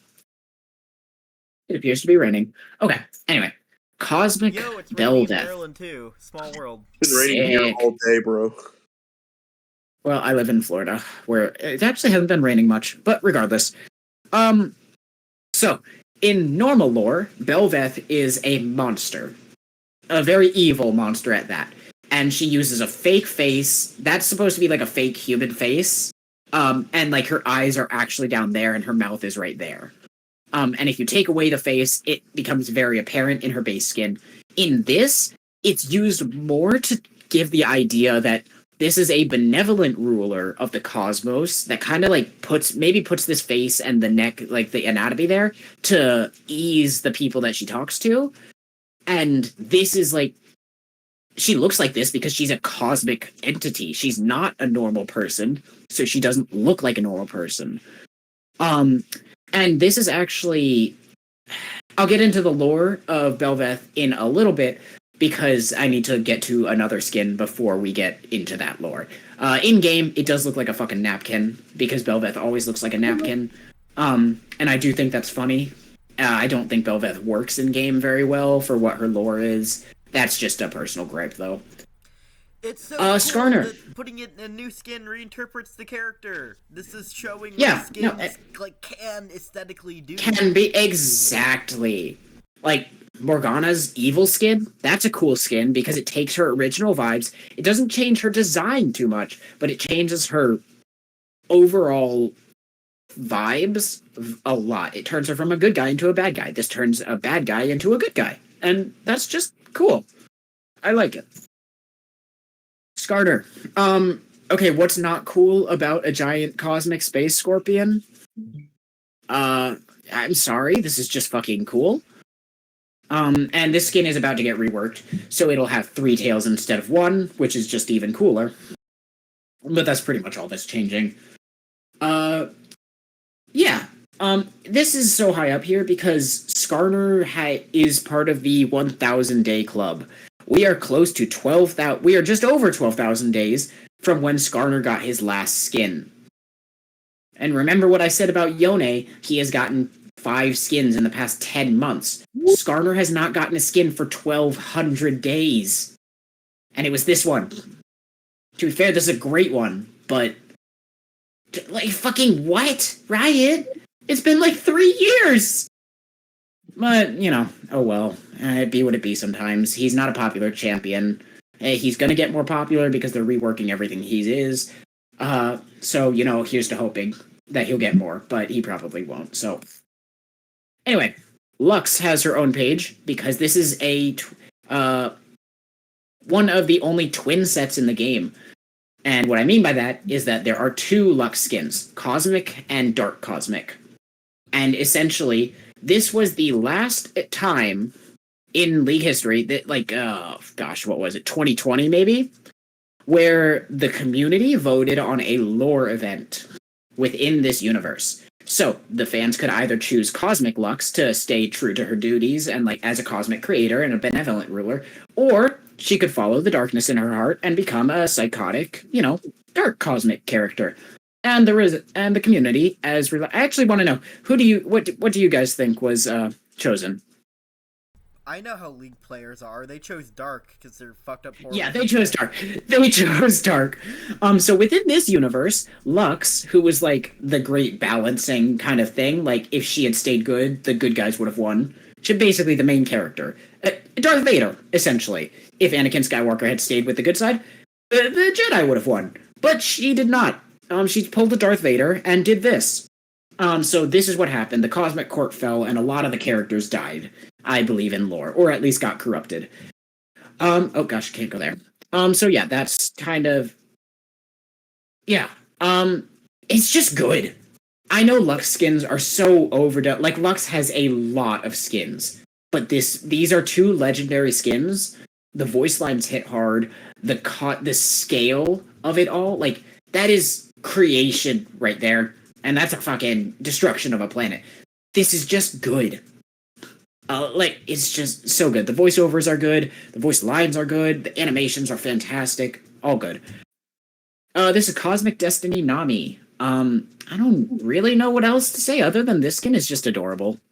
I really enjoy Nami. Like, Nami's just a fun character, and when you give her an adorable skin like this, you know, with the pigtails and everything, space mermaid, like, it's just good. Animations are great. The art thing with the constellation fish for the mermaid? Yeah, for Aquarius. Yeah, because this is the, kind of Aquarius. Yeah, this is great. Yeah, and this one's next. This, so Riot had the opportunity here to either give us this incredibly unique, like, Aquarius kind of thing, like literally a water bearer, with like the pot of water and everything, or they could have just gone really, really basic and given her a star in her lantern here that she always carries, because like in her kit, that's part of her design. She needs this giant thing. And they gave us such an interesting concept for like a cosmic giver of life in the form of literal water. The scale here is incredible, showing that she's literally giving a planet water. This is just, they could have put in minimal effort for a champion that's not too popular, and they didn't. And I think that just deserves that many points. Out of constellations. Exactly. Yeah, no, this is just good. I just really enjoy this skin. Nice one, Hey, tier. Jackson. A tier. A tier. It's a tier. Yo, so that great. planet is so microscopic compared to her forehead. How big is your forehead? That's It's about dope, this size. Anyway, Cho'Gath, A tier. So the thing that's stopping it from getting into S tier is because this champion is old as balls. And this is one of the oldest skins in the game. To be fair, it holds up really, really well. I think the scale here is amazing. However, I think that the reason that this skin like just kind of falls just a little short for me is because if you tweak this a little, which a fan did, you get this.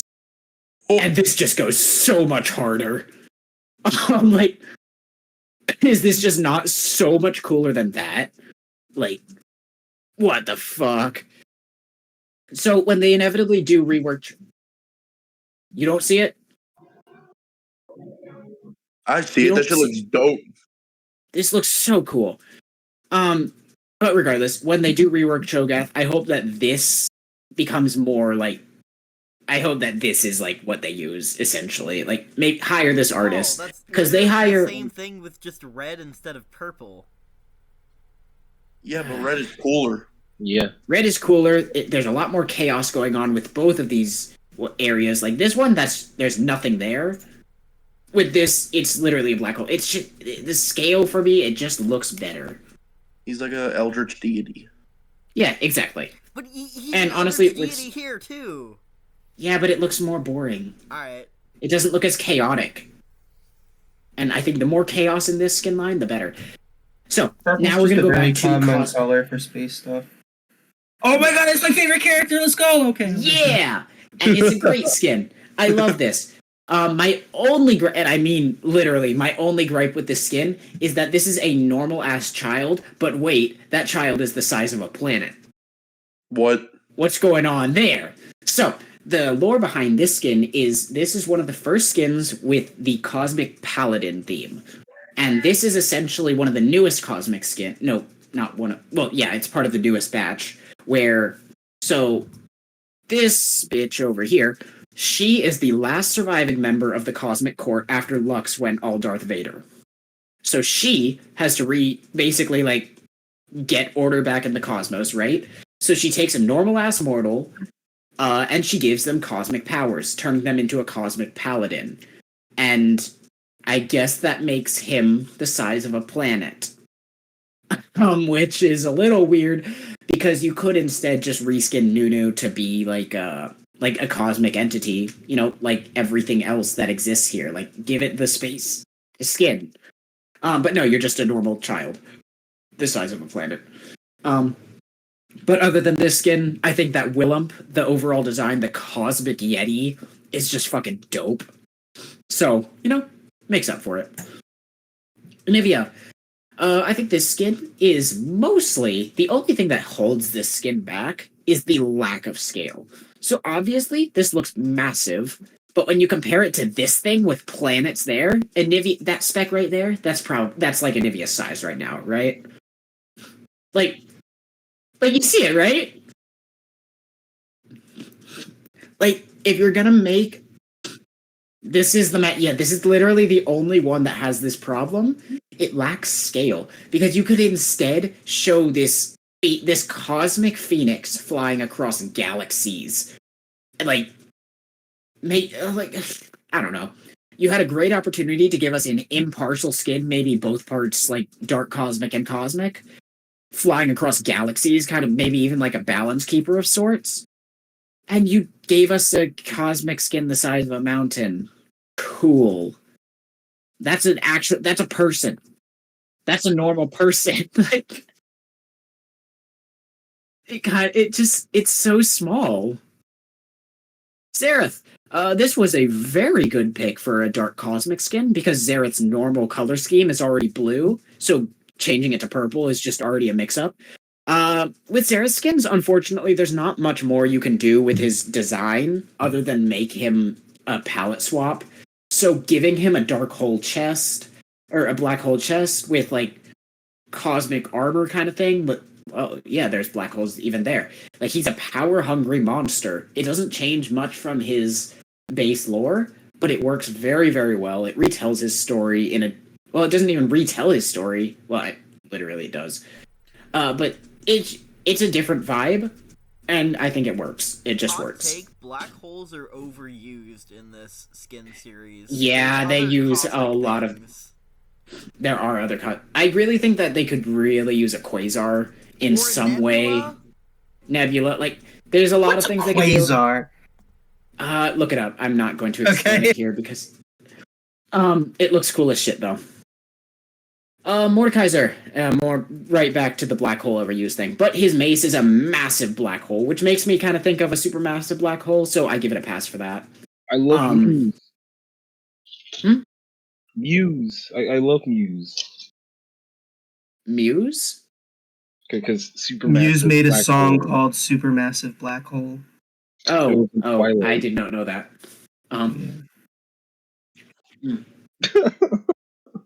And being Ed, indeed.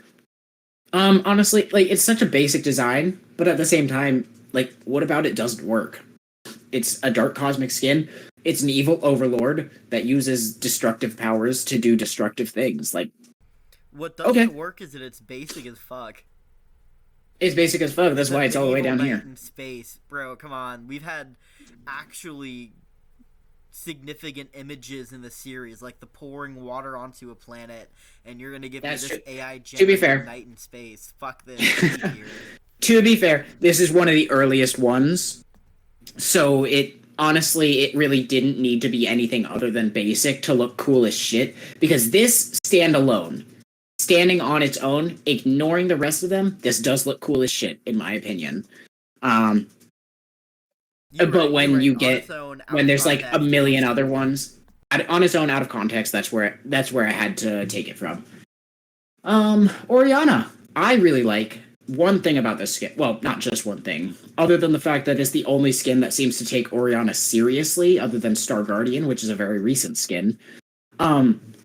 Throughout the entire time you're playing the game, the orb, which is a central part to her gameplay, like, it's where all of her... So, she's a puppeteering class champion, one of the only ones in the game.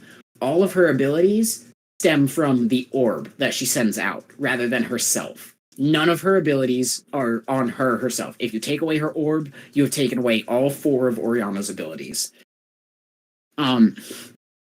This one... The black hole that she seems to have contained within her own cosmic device, is the center point of her gameplay. It's a constant reminder, and it's a great power fantasy, honestly. When you're ahead, it feels like you are commanding a black hole and absolutely just obliterating everyone. And I just think that's really, really well done, honestly. It feels like a cosmic entity, and it makes you feel like you are actually commanding cosmic forces in its own way. Like, more so than, like, this will. You will forget that this is a space, that this is like a black hole in the heat of the moment. You don't forget that nearly as much with Orianna, and I love that for her. Oh, that does that. Anyway, moving. Lulu. I think this skin is fucking adorable for a cosmic skin. It looks like the old lady witch, except dialed up to a cosmic scale. Like, she's putting all the nice things into the cosmos, and her little dragon friend is helping, because it's also a cosmic dragon that likes nice things. And I just like this. Literally so fucking cute. This is adorable. And honestly, that's really the only reason it's up this high. Thresh, well, his lantern is a black hole. It's basic, and it works. They make him a literal demon. It is a legendary skin, so I feel like it falls a little short for what it could be. But you know what? Thresh is Thresh at the end of the day. He is only what he needs to be. And while I am still waiting for a good guy Thresh skin, because we really don't have one of those, and he has a lot of skins, this one works. It's what it wants to be. They wanted a bad guy Thresh with a black hole. It's a low-hanging fruit, but you know what? It works. It's a good skin. Like, animation-wise, voice line-wise, all good stuff. Kha'Zix, I think... Yeah, unfortunately, the repetition problem gets real.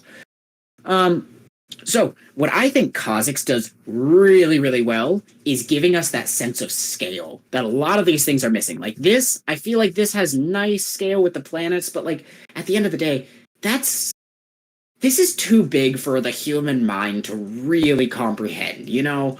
We miss out on a lot of the scale because it's so big. This is a planet-sized monster with an explosion that realistically, obviously, is like devastating and like we can't accomplish as humans, but we can comprehend this level of damage. It feels exactly like the eldritch horror that people are scared, that like a child would be scared of. Like this is what a child is scared of happening, even though eldritch, like cosmic entities like this would probably ignore planets like Earth if they were there. Point. I see it. Like this is like that literal fear kind of thing. The destruction is on a realistic scale that makes it feel so much more, I don't want to say realistic because obviously not realistic, but it feels yeah, like you really feel the skin, for me at least. Like, you really just feel the scale of this skin. And I love that. It's got menacing vibes. It's exactly what it wants to be. And then some. Maybe I should... probably not S tier. No, I think this is exactly where it needs to be. Anyway, B tier. Lissandra. This one's kind of just... Lissandra herself is a boring character. So, for what she is, it's fine. But it's hard to translate ice. And they do that well enough. Her ulti is a black hole, which keeps you stunned, or, like, makes her untouchable. So that's a neat use of, like, black hole kind of stuff, where other skins kind of just ignore it. Lissandra doesn't, and you know what? Good on her. It's a fine skin. It's what it wants to be. But it's hard to translate Ice Mage into anything remotely, like, unique. Hecarim. This one misses a lot of this. So, like, the same... What I had positive to say about Kha'Zix, I don't have to say about Hecarim. Because there's nothing to scale here. We have absolutely no idea. This rock could be a pebble. This could be a normal-sized horse, and it would fit that. It just feels boring. For what's supposed to be a cosmic entity charging through space, this one is just boring. Why does a cosmic entity have this? Constellations are used in a much more boring way than we've seen them, like literally incorporating into the bodies of these things. Yeah. So, like, as you can see, these skins get very boring and very just like, hey, what if this skin but recolored to look like a cosmic skin? Like, this doesn't even have that, though. Why does it have battle armor? Very few of the other skins have that. Like, or like, to this scale. Like, these are normal-ass horse legs. Why? There's a cosmic entity. You shouldn't have normal-ass anything. But, you know what? They at least kept his spear not a scythe, so points for that, I guess. Nautilus is another one like Nunu and Willump. He is a cosmic paladin, which means this is a person that was given cosmic powers. It honestly misses for me. Literally because nothing communicates that. Yeah, no, this looks more cosmic entity than this does. And this is supposed to be the human, like, more human than this, and or other this. Than that, it looks like this looks more human.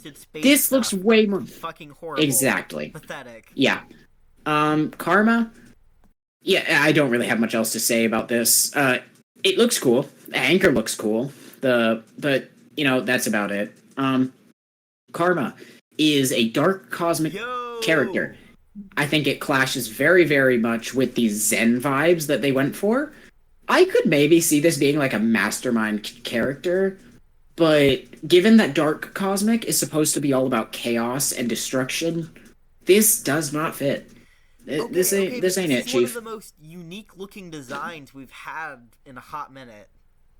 Yeah, it just doesn't do it for me. It's just no, can't do it. Not for me. It's Malphite. It's hard to do anything with Malphite. So he's charging through planets. What else? There's not much else to say about this champion, this skin. Because like his base design is just big ass rock, so they make him a big ass black hole that rushes at things hard. They could have been an asteroid. That would have been actually pretty funny. But yeah, so it's boring. C tier. Cosmic Paladin, another issue. This looks more like a cosmic entity than Nautilus even. And these are supposed to be people. Like, this looks like something that is burning... I don't know. Like, so that hole right there is supposed to be like a soul furnace in his base skin, and they have to put that in all of his skins because of model issues. Why does a normal person look like more of a cosmic entity than half of the actual cosmic entities? Oh god, I didn't even put Ashe in here. Ashe has her own cosmic skin, and it looks like a normal-ass person. Just, like, it looks more normal than this, and it's dumb. This skin just does not feel right, and oh well. Vladimir. At least this is something. I don't have anything good to say about this skin, actually. It looks... So this is supposed to be a dark cosmic skin, and yet, like, 60% of his art is normal cosmic stuff. I don't get anything of what they're trying to go for here.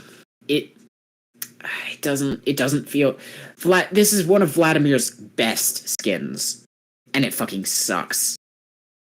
So yeah, that kind of sets the tone of how the rest of his skins are going to be judged.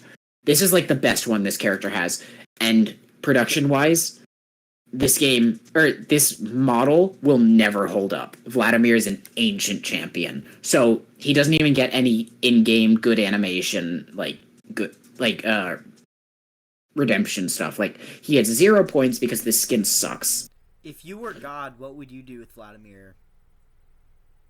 Entirely rework. It would be an entirely different champion.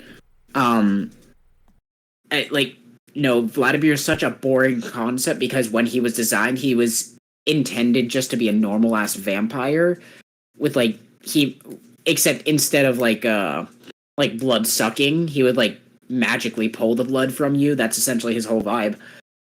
And he just doesn't. It doesn't do it. It doesn't do it. This is not good.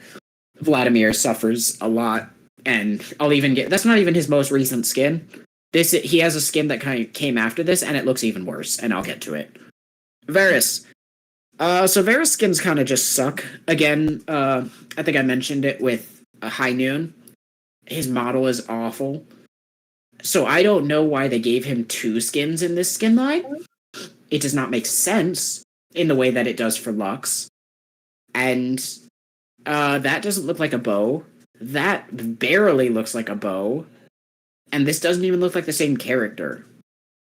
I don't know, the model in game doesn't do it any favors. This looks boring. That looks boring. That doesn't even look like Dark Cosmic except for the purple in the arms. Do you recall that we've seen another good example of a twinning thing before in this exact set? Yeah, no. And what's even worse is that this skin came out several years before this one did. So they made the active decision to come out with this skin and then years later come out with this skin and give us the whole thing that they had with the bio is that this guy's hunting this guy, which is his dark counterpart, which I think is just lazy and stupid. They both suck, honestly. They're fine. They're fine. The chromas for this one are fine. Oh, another issue I have with this one in model, in game, is that his bow is literally just a constellation. Like, there's no metal there to be seen in game, so I don't know why it looks like there's metal here. It's stupid. Anyway, moving on. Oh, it hurt to put these ones all the way down here, but these do not look like cosmic skins, no matter how much I actually like these in-game, because they do look fantastic in-game. These look like robot skins.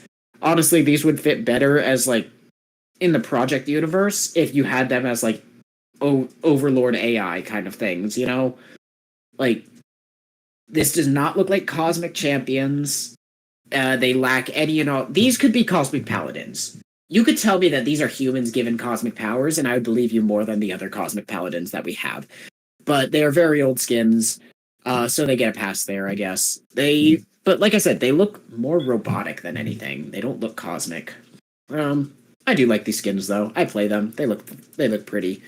Zaya's is a little boring, but I think that's the point of her character. So, you know what? It's fine. Nidalee. This is supposed to be a cosmic entity? I get nothing of that. It looks like a blue tiger that turns into a blue person that throws a blue spear. They didn't even make her spear a comet or anything special.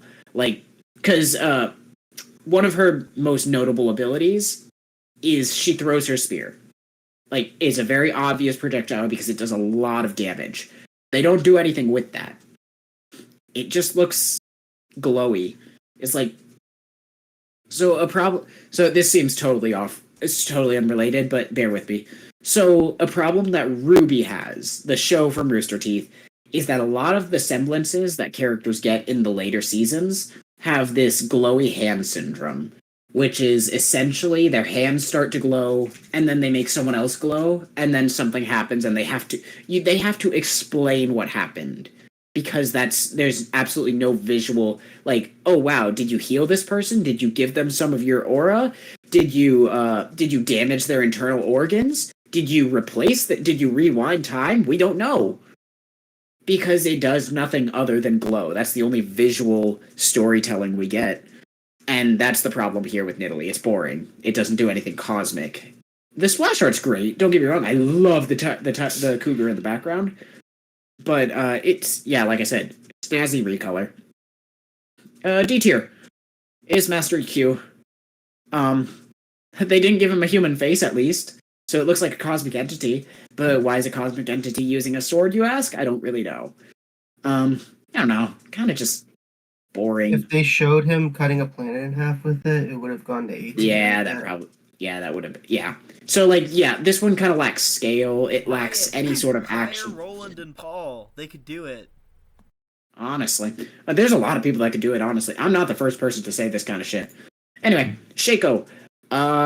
Same vibe. It tries to hit the exact same vibes as Jin, like the chaotic, insane cosmic entity. And it doesn't. Yeah, for me, it just doesn't. Maybe I should have put it higher than I did. But when you've got Jin to compare to, you have to go hard.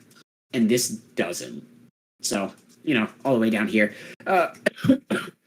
Plus, there is absolutely no save. I need to do something real quick. I'll be right back. Like 2 seconds.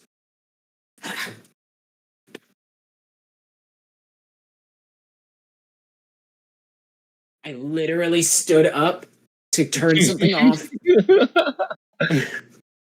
Anyway, so a problem that Shaco has in just about all of his skins, especially this one, is that there's absolutely no saving his model and animations. He's one of League's oldest skins that are in desperate need of a rework, and I don't know, the black hole knives, like, they're just repetitive at this point. They're boring. We've seen this 100 times in this skin series. Yep. Exactly. So, yeah. This is Jarvan the Fourth.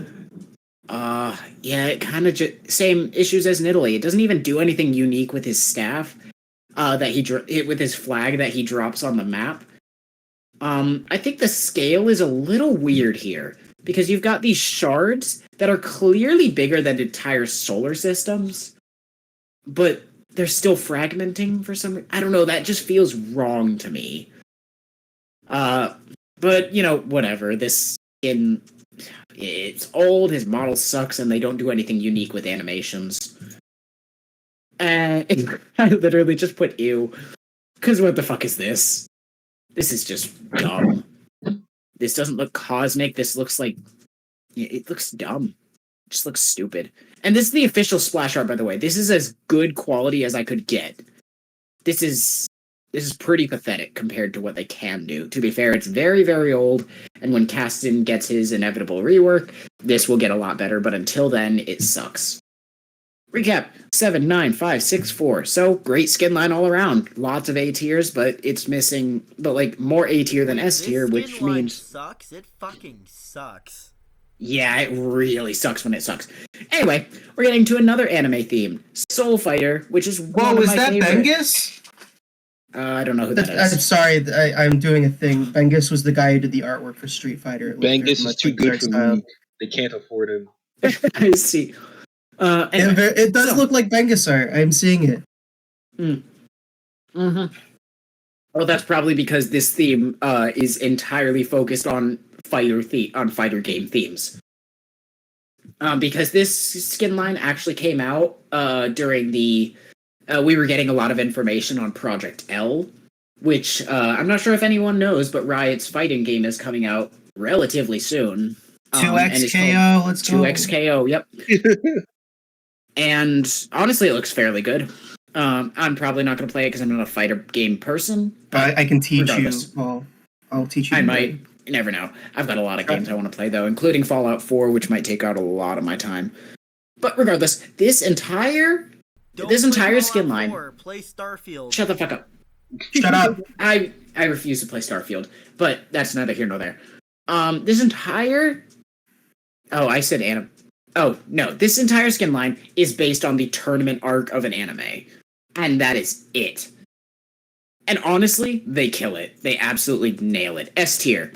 Viego. This is the big bad villain of the entire thing. He's the organizer of the event because he wants to save his dead wife, who's right there, and is in a lot of his animations. It's a legendary skin. The voice lines fucking slap. The weapon feels very anime, and honestly, the more anime in this skin line, the better. Everything about this skin just goes hard. I would not change a thing about this skin. It perfectly embodies what they wanted, and it gives some serious final boss vibes, in my opinion. The other S tier skin is just just an epic skin, which is Gwen. And I think where Gwen shines the most, I think I mentioned this with Star Guardian, is when they focus on her scissors. Her scissors, her attire is actually fairly boring. It's got the unique buttons, it's got character for sure, because she is a seamstress in this. And in this one, in this universe, that seamstress kind of vibe goes to be to a healing vibe. She stitches people up literally. She's a combat healer with scissors. And the scissors, they don't really show it very well in the splash art, I think. But in game, the scissors are a very big visual part of her design, and it's mostly what you see. And when they do a good job with the colors and the animations on the scissors, the skin just really does well. So S tier, easy. When you said it's a fair inspired skin, I kind of emotionally tuned out to the line, but now I'm back in. This slaps. I see it again. Yeah, this is a new skin line, so there are not very many. I think there's 2 for every tier. Because there's just not too many skins right now. Shaco. This is Shaco done as well as you can possibly do Shaco. Because like I said, his model is absolute shit. But this literally encapsulates Shaco. If he was a normal person, he would be so insane that you have to lock him up in a fucking straitjacket, even within an anime context. And I really do enjoy... So, those creepy anime characters that look like they prey on children... always seem to be in straitjackets. Or rather, the people that are in straitjackets look like they prey on children. I feel like Riot avoids that fairly well. He just looks like an insane person that will murder you with his murder hands, you know? Honestly, I really, really just like this skin. He feels like exactly what he wants to be, and even his ancient model can't fully stop that. And that's honestly saying something. When you can work past a model... I'm sorry, excuse me? Read Aetherborn on Webtoons? I don't know. But regardless, is when you can do a skin this well with a model so awful that it just works. Like, it's got to be up here. Unfortunately, this would have been an S tier skin. However, Riot decided to charge $35 for this skin. Okay, yeah. Yeah. Hate it here. So, okay. everything else about this skin would have been a great legendary skin. Pay $20 for it and don't think much of it. But no, they decided to tag on the ultimate skin despite not giving this skin any unique sort of gimmick that other legendary skins don't have. I'll get to one of the other skins that I have in one of Riot's best skins like ever made kind of thing. But like this is low effort ultimate. It's the second worst ultimate in the game, which says a lot. There's only like 6 in the game, but regardless, B tier. It's Jhin. Unfortunately, I feel like this one just does not go hard enough. It doesn't really. I like the mask, but Jhin never should be an open fighting character. And here, he's literally being put in a fighting pit and expecting to perform as a sniper. I guess you could, in like a fighting game, you have these kinds of characters, but this one just does not do it for me. I'm just gonna kind of speed past these. Naafiri. This, I need more knife. I need more knife and a little less dog. Or rather, there's like enough dog here. There's a good amount of dog here, but I need more knife. You know? Like, maybe if all of her spectral dogs, like her pet, because Naafiri's in-game concept is like she's a dog that is the leader of a pack. Maybe if her dogs were like knives, or like all had knives in their heads or something. I don't know. I need more knife dog from this. I need more knife in this knife dog. C tier. Pyke, this just looks like a normal-ass dude. This does not look like a dude, like, so his lore is that he's essentially been resurrected by Gwen, the seamstress, because seamstress is, like, healing abilities here. And it just does not look like that. It looks like a normal-ass dude, and Pyke doesn't have enough going for him in his base design to give that soul fighter feeling. This doesn't look like a soul fighter, this looks like a normal fighter. Set. Same thing. I really think that for the pit fighter champion, you can go so much harder on the flaming fists kind of vibes. It just doesn't hit hard enough. Like I said with Spirit Blossom, his animations feel so strong in that skin. I need more anime hit. I need to feel like I'm hitting harder than I am with this skin, honestly. D tier. This one sucks. They made Evelynn a human again. And by this point, I was really just getting real tired of that. So, D tier. And this is Lux. So, this one's super, super bland. This one does have a reason for it, though. So, Lux is one of the champions that they use for... So, they make concept art for Lux in every skin line. That's why she has so many skins. Because she is one of the base champions that they use to test the themes of a skin line. This was Lux's original design is what they used. So this is essentially the seed, like the roots of this skin line, what it was, and then it turned into like so much more. So it's bland, it's boring, it's dumb, and I don't think she looks like an anime pro tag. I get it. She looks like no, she doesn't even look like that though. I thought we already did that too, by the way. Anime protagonist? This is the anime protagonist. This is the main character. Yeah, okay, yeah, she's in the wrong anime then. And she's supposed to be the original design. No, this is just too bland for it. Yeah, literally 2 and all around. Solid skin line. I hope we get more. Because now that they have the initial designs out of the way, I really think that they can add just several more to the top 3 tiers. Anyway, they could do more Forsaken to distinguish themselves from their other anime exactly. line. Yeah. Forsaken Hymn, often known as Broken Covenant. This is a great skin line.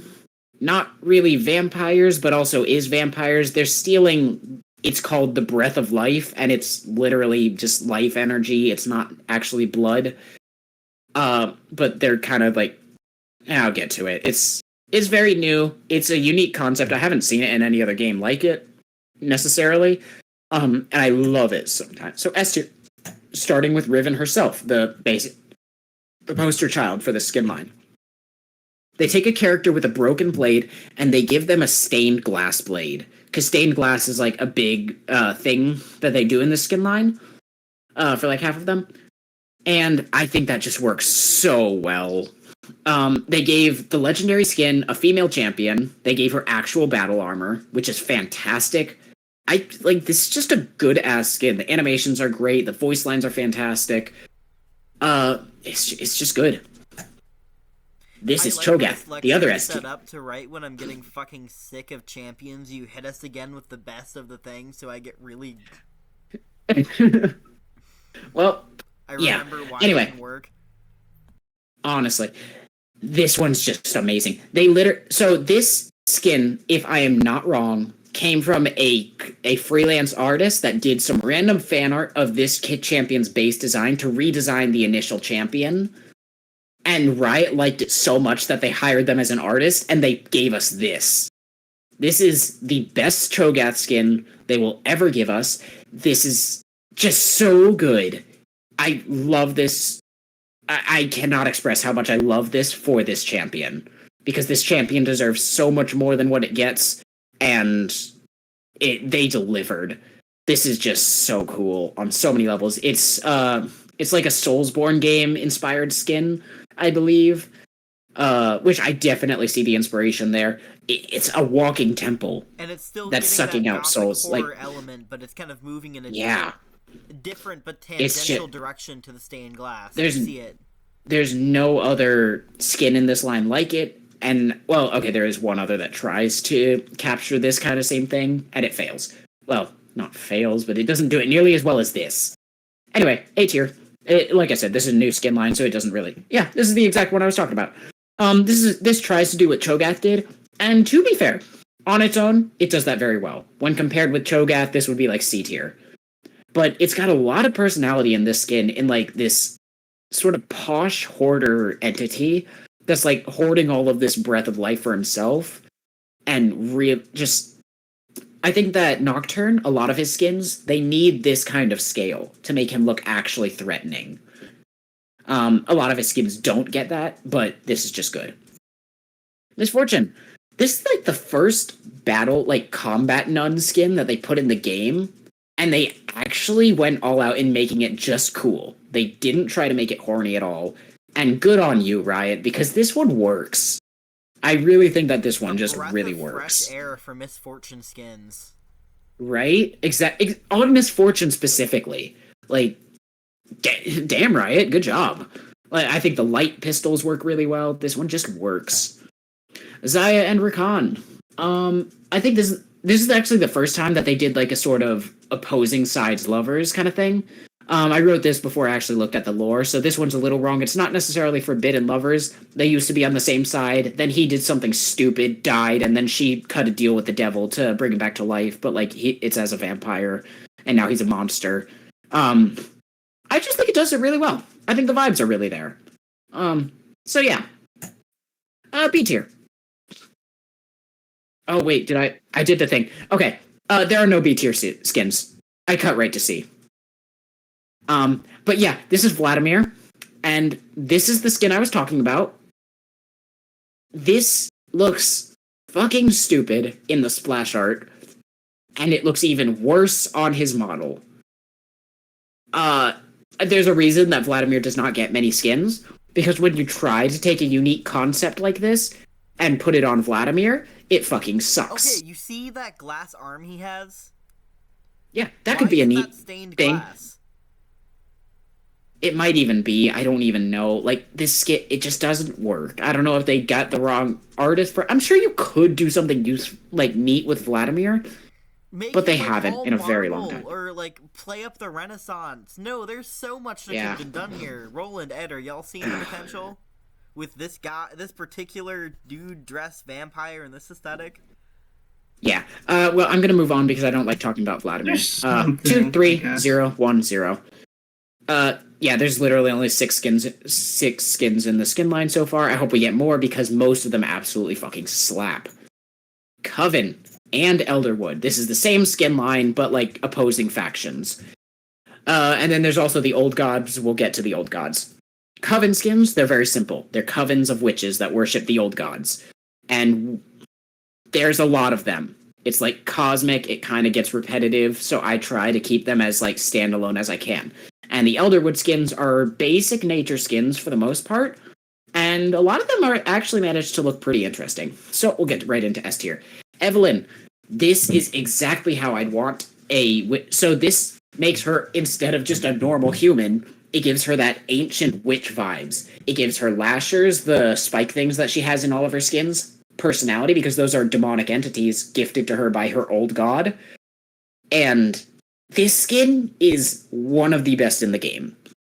Model-wise, voice line-wise, this one just works so well. I love this skin. It's one of the only, like, if I play Evelyn, this is what I'm using. Coven Evelyn is just really, really good. Really well done.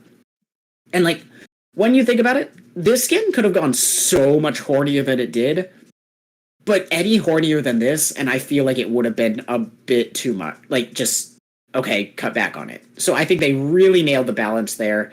This is a skin that people were begging for a very long time from the Evelyn's main community, and they delivered. Morgana. This is one of the first legendary skins this skin line got, and honestly, it just works.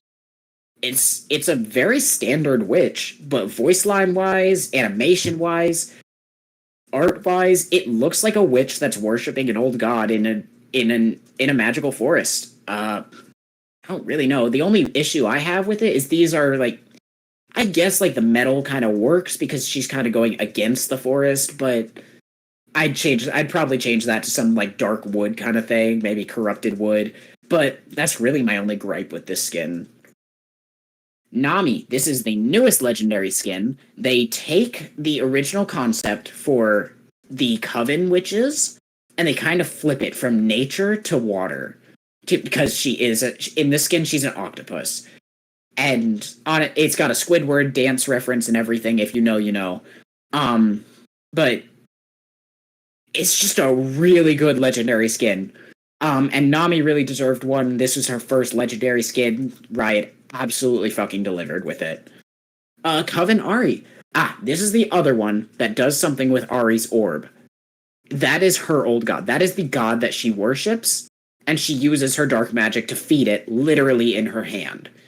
Like, she is like the most devout worshiper of this old god, and this one just really, really works. I don't really know what else to say. Like, it does something with her orb, which is obviously very central to her art piece right here. And, I don't know, with a character that can be as boring as Ahri is, like, they obviously didn't do very much with her clothing, and they kept that very simple. They just make it look like a generic witch. I really like that they did something with her orb, so it ends up here for me. Yeah, like I said, Star Guardian's the only one that actually did anything with the orb, and she has a lot of skins, so compared to those, this one's really, really good. This is Ornn, and Lord knows how they came to the conclusion to make a fire god and nature god, and then translate it this darn well. I love this skin.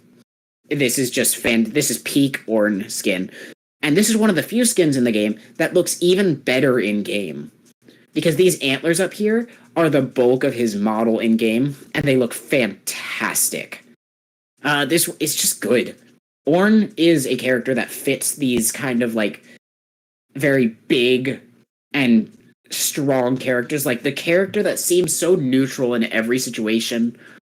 Like, he's clearly I don't know, he gives off very protector of the forest vibes, but in that more neutral sense. Like, if humans are tearing down the forest, sure, he's gonna smash them to bits, but he's not gonna go out of his way to destroy humans, you know? He's just vibing.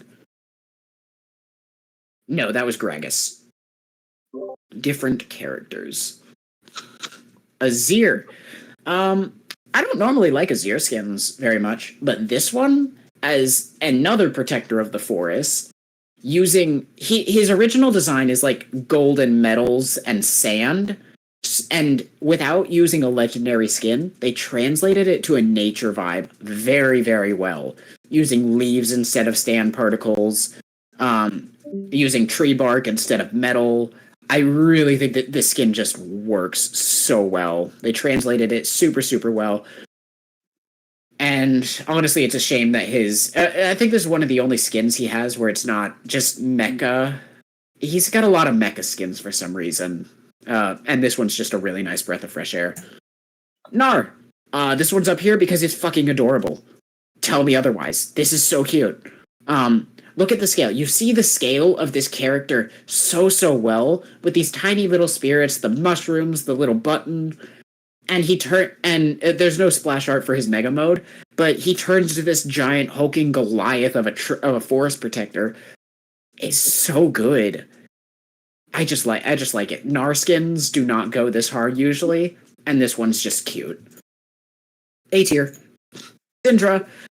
Oh boy, this is another skin that is filled to the brim with death threats. Fortunately, Riot did not cave in this time. So this skin, Coven Syndra, is a skin that fans of Syndra wanted for a very long time.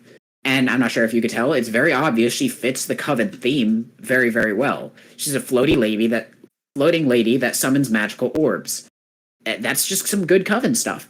They decided to give her an epic skin rather than a legendary skin, and because Nami got the legendary skin, the Syndra mains were not very happy, and they decided to take their complaints to all the wrong people again.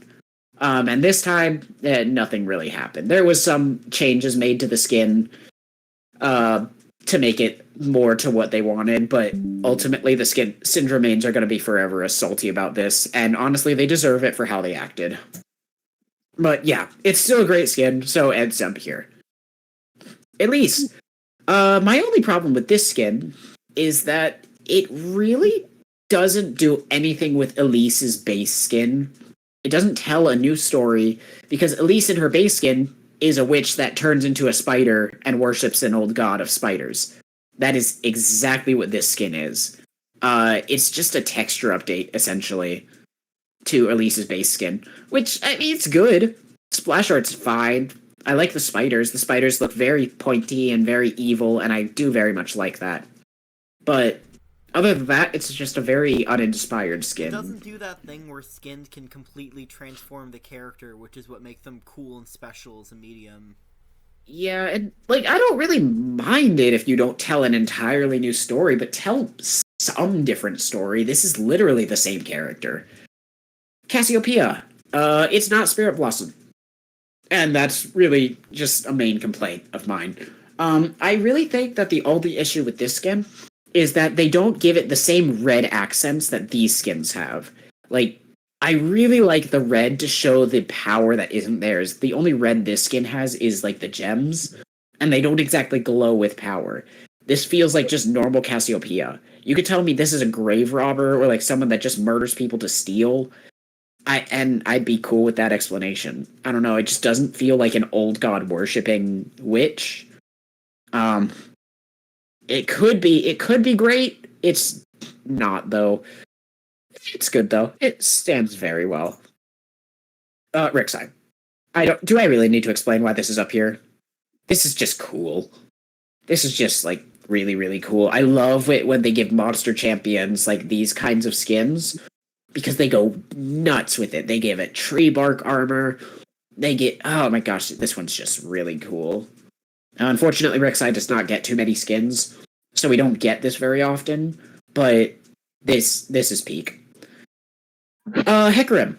So my one complaint is they need to emphasize more how fucking big this character is. Because without the scaling of these deer that I actually didn't even see I was prepared to put this in C tier. But when you see how absolutely massive this character is, it really hits home that this is a sole protector of the forest. It could even give off last of its kind vibes. There's no one else to protect the forest, so I'm gonna do it. Charging through, absolutely just. Oh gosh, this skin just feels so beautiful to me. But if you were to take away all the birds, take away the deer, I wouldn't be able to tell that this is a bigger than normal horseman. and it would feel more like a normal maybe still a protector of the forest for sure, but you could also tell me that it's an evil spirit, and it doesn't. Without the birds there, without the scaling, it feels like a normal-sized horse that could be good or evil. And I think that just go harder with it. I don't know exactly how. Maybe like get rid of the stone. I don't feel like the stone really gives much in the way of visual storytelling to say that this is a protector of the forest. But yeah, I don't have too many problems with the skin. It looks amazing. It's Bard. This is Bard's weakest skin because it's fucking Bard. I love Bard so much. I don't really know what else to say. This just looks cool. Honestly, I don't really have any complaints on this skin. It is his release skin, so I feel like the theming is a little weak. I think that the meeps that they have here are, because like these are all part of his kit. All of his splash arts have these things. I feel like they don't stand out enough like they do in other skins, but they fixed that problem. Again, this is his like first skin release the day that he was released as a champion, so totally excusable, I think. Another problem I have, I think, is like the lack of a mask, because Bard's mask is very iconic to him as a champion. But yeah, other than that, I really like this skin. Just cool. It's Bard. It's fucking Bard. I love Bard. B tier. Zyra. This just doesn't... It looks like a witch. Like, yeah, it's a witch. Surely, but it's very boring. What I want them to do with Zyra is... So Zyra's base lore is that she is a living plant that comes to life and, like, actually just devours people. However, they never lean into that. And I think that's a shame. They leaned into the human part of her again. And that's just... It's boring. Lysandra. I'm normally all for bending, like, themes of a skin to give us something new and unique. But this doesn't do that for any of those reasons. It just changes the colors because they wanted to change the colors. And the issue with that is that Lysandra already looks like this. She looks even more like an ice mage than she does in her base skin. Don't do that. She, like, pull away from the ice mage thing when you're in the enchanted forest theme. You know? Maybe they were going for, like, a Galadriel look with the pool of water next to her, like, this just doesn't give me the vibes I feel like they wanted. This is Neela. I don't really understand why people don't like this skin. A lot of people put this in, like, C or D tier in their own skin line, like, tier lists. I think this, like, just looks really cool. So if you don't know, well, you probably don't know, in her base lore, Neela is a character that gave away her memories, and every mention of her name, every memory of her within the world was consumed by a demon in exchange for power. On top of that, she also gave away every single one of her emotions except for joy. She can literally feel nothing but joy in base universe. And the reason for that is because she her source of power is the demon called Ashlash, which is essentially the Lord of Joy, the Demon of Joy. So it makes sense that she can only feel that now because the demon eats absolutely everything else and then feeds off her joy, I guess. I don't really know. We don't really have much story on Neela. This essentially looks... Yeah, right? And Ashlash, the Demon of Joy, is one of the 10 demons in theory, I believe. We don't have any confirmation on this, but there's a lot of Neela voice lines that basically tell us Ashlash and Fiddlesticks are the same class of demon, the same level of demon. They're like demon lords, one of the 10. And Fiddlesticks represents fear, and Ashlash represents joy. We don't have any context for the others, but that's pretty much the theory right now. This looks like if Neela had instead gotten Fiddlesticks as a power source instead of Ashlash. And I just think that vibe goes so hard. It doesn't look necessarily like a witch, so it is a B tier, but I could honestly understand myself putting it in A tier or above. Like, this skin goes really hard. I don't get why people hate it so much. Maybe it looks bad in game. I don't play Mila. Anyway, LeBlanc. I don't like LeBlanc at all. So this is one of the set skins. In which case, LeBlanc has 2 skins within the same universe for some reason. I think just because they forgot about Elderwood because it sucks. This is like the witch version, and this just does its job better. So it's a witch. It's a witch of the forest. There's really not much else here. It's pretty basic, which is totally fine. It's what it wants to be. Karthus. This is like taking the Undead Lich Man and giving it a unique twist that I haven't seen in League before. I see this a lot. He's like the wilting dryad of the forest kind of thing, which you totally see in his design. Like, you've got the half alive, half corrupted, well, more than half corrupted or dead. His staff is literally turned into a hand, which does look kind of goofy in game. But honestly, Karthus' model is pretty old, so it brings it down a few points. I think the design kind of rocks, but they're missing something. I don't know. I feel like they could do more with the skin. Anyway, Zaya and Rakan. I want more nature theme. I don't. Honestly, this is just them dressed as butterflies. And while I do love the butterfly wings we get in game, because they change their wings entirely to butterfly wings, and I love that. That's like the best thing I have to say for them. Other colors are nice. The recall animation together is nice.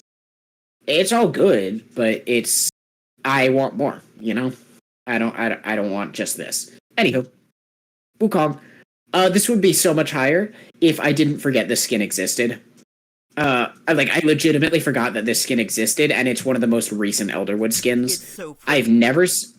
It's really pretty, right? Like, I was really shocked. I've never seen this skin in game. Yes, I've never seen this game in skin. I've never seen it in game, and I have no idea why. Maybe it sucks in game. I've never played Wukong, and I don't plan to. I also hate this champion. It's cancer.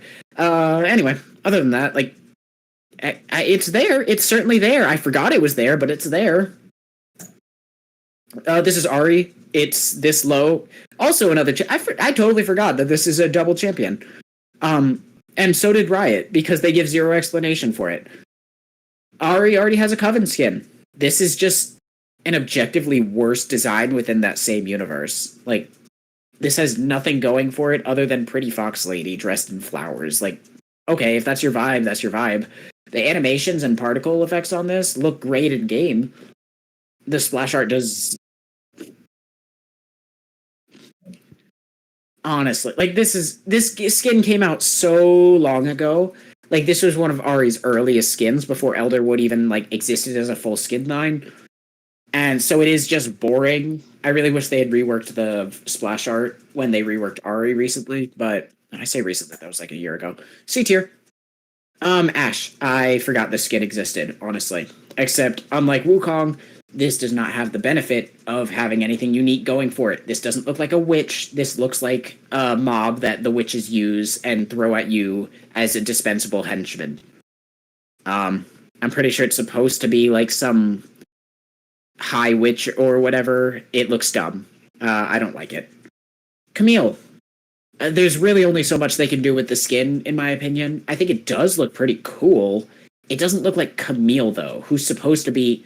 Her base design is almost entirely robotic. The legs are entirely robotic. And honestly, there's only so much you can do with that when you translate it to a nature-themed skin. It does pretty well with what it is, but it's missing that witch vibe. This doesn't feel like a witch. You know, it feels more like an assassin. Anyway, why is this all the way up here? Oh my gosh. So this skin is so generic. It's more generic than your average Elderwood skin, which, alright. It's a very old skin. It's not even called Elderwood. It's called Emerald Taric, which, okay, it fits. It was kind of a skin that was just pushed into the skin line because Riot wanted to unify their skins and like make, oh, look at this, it's part of the Elderwood skin line. If you want the full set, you need to buy this one as well. For what it is, it actually fits fairly well for a skin that was shoehorned into a line, but it is not very Elderwoody, you know? Veigar, I'm too busy laughing at this shit. I don't know what the fuck this is supposed to be. Yeah, this just looks silly. And unfortunately, Veigar skins have that problem a lot. Like, they're too busy laughing at Veigar. Yeah, they're too busy laughing at Veigar to give him an actually serious skin. Which kind of Skull Kid adjacent. Yeah, he does. But except sillier. And without Majora's Mask. Which, yeah, whatever. Yeah, but I'm not putting this any higher. This looks silly as shit. D tier. So, this is supposed to be one of the high witches. This looks like an assassin the witches use, much like Ash, as disposable henchmen. I would not be surprised to go into a Coven game, like a game themed around all this stuff, and find this. Like, a lot of these. This is, why did Okali get into this skin line? It was just to make money. It's just a money grab, and I hate that. Soraka. Another problem. This one's called Dryad Soraka. The staff is made of some silver. Her horn is very straight and also made of silver. She has random gems all over her design. It's a very old skin, and it doesn't belong at the Elderworld. It looks more like a Zelda cosplay than a Protector of the Forest. So, yeah. Like I said, it's very old skin. One of the first in leagues, if I'm not mistaken. But, so, oh well, it gets that, but whatever. LeBlanc. The only thing that this skin has going for me is that the staff looks fairly neat and unique. Otherwise, this looks like what Zyra should be, a living plant given sentience by something. And honestly, that just doesn't fit LeBlanc. It's old, it's boring, it just sucks. And then we get to the old god skins. Why do they have their own section, you ask? I'm glad you asked, because I think they're cool as shit, and I don't want to separate them. Yeah. This is one of the coolest fucking skins that Ivern will ever get. It takes this happy-go-lucky Protector of the Forest tree man and turns him into this eldritch entity, this eldritch god that the witches worship. He is an uncaring, unforgiving, evil force of nature, and I love it. Those aren't his real arms. Those are his arms right here. These are his arms. That's like his rib cage. Which honestly just goes hard. And then he summons the thing behind him. That thing's name is Daisy. Normally, I'm sure it might have another name after. But like, this is... Oh, it's just so good design.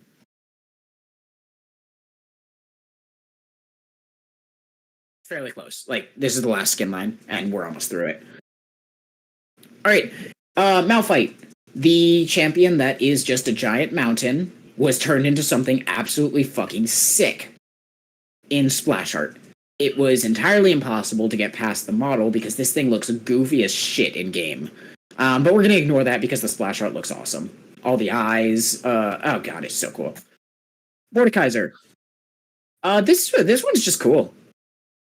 His mace has an eye, his face does not, because it's an eldritch god and he does whatever the fuck he wants. And he's got mouths on his shoulders. Honestly, like, when you just go this hard with the eldritch entity, the eldritch old god vibes, I just can't. It's so good. It's just really good. Nocturne. So like I said with the last skin line, I think that scale is really, really important for Nocturne.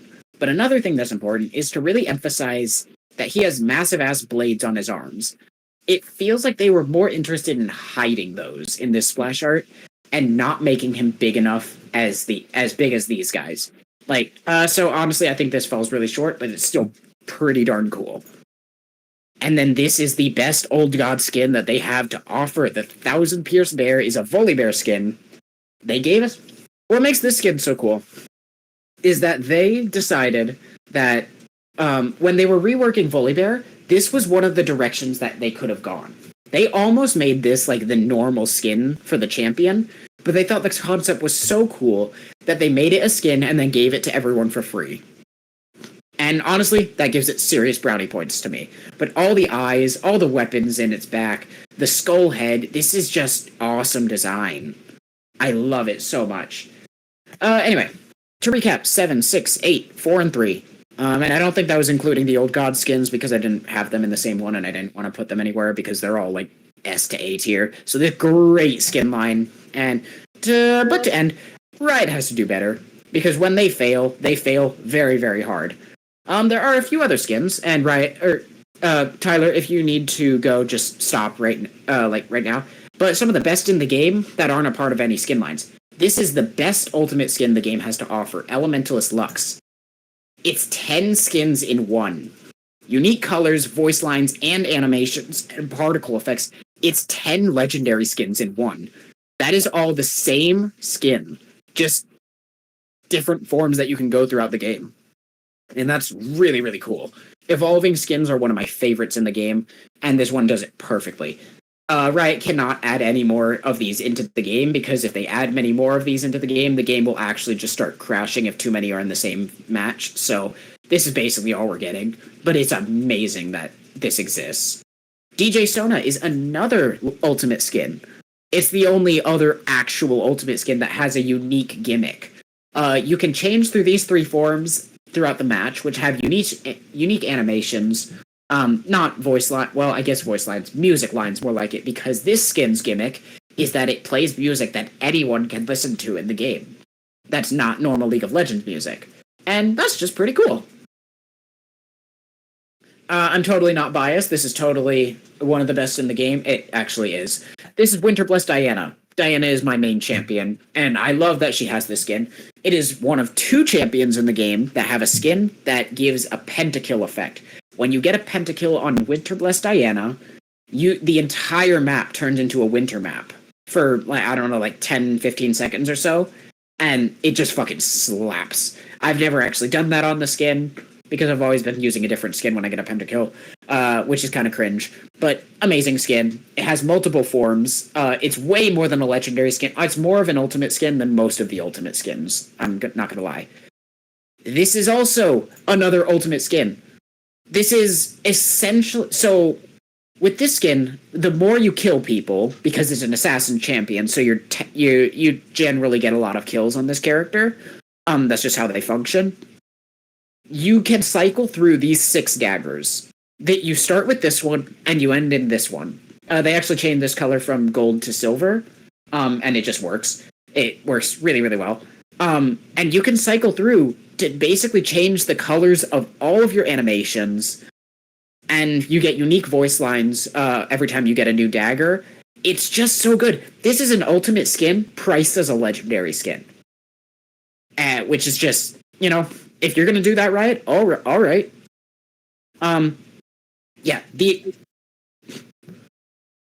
Essentially. Speaking of reversals, Katarina was robbed of being an ultimate skin. I am fuming, because this is what took its place as an ultimate skin. I didn't even put in the slides. Fuck. Yeah, essentially, honestly. Well, luckily the Katarina mains community was happy with it because they only had to pay $20. Anyway. I've given Seraphine enough shit, I think. Well, no, I never really have, but I'm running out of time. Anyway, Pyke, this is the other pentakill effect champion.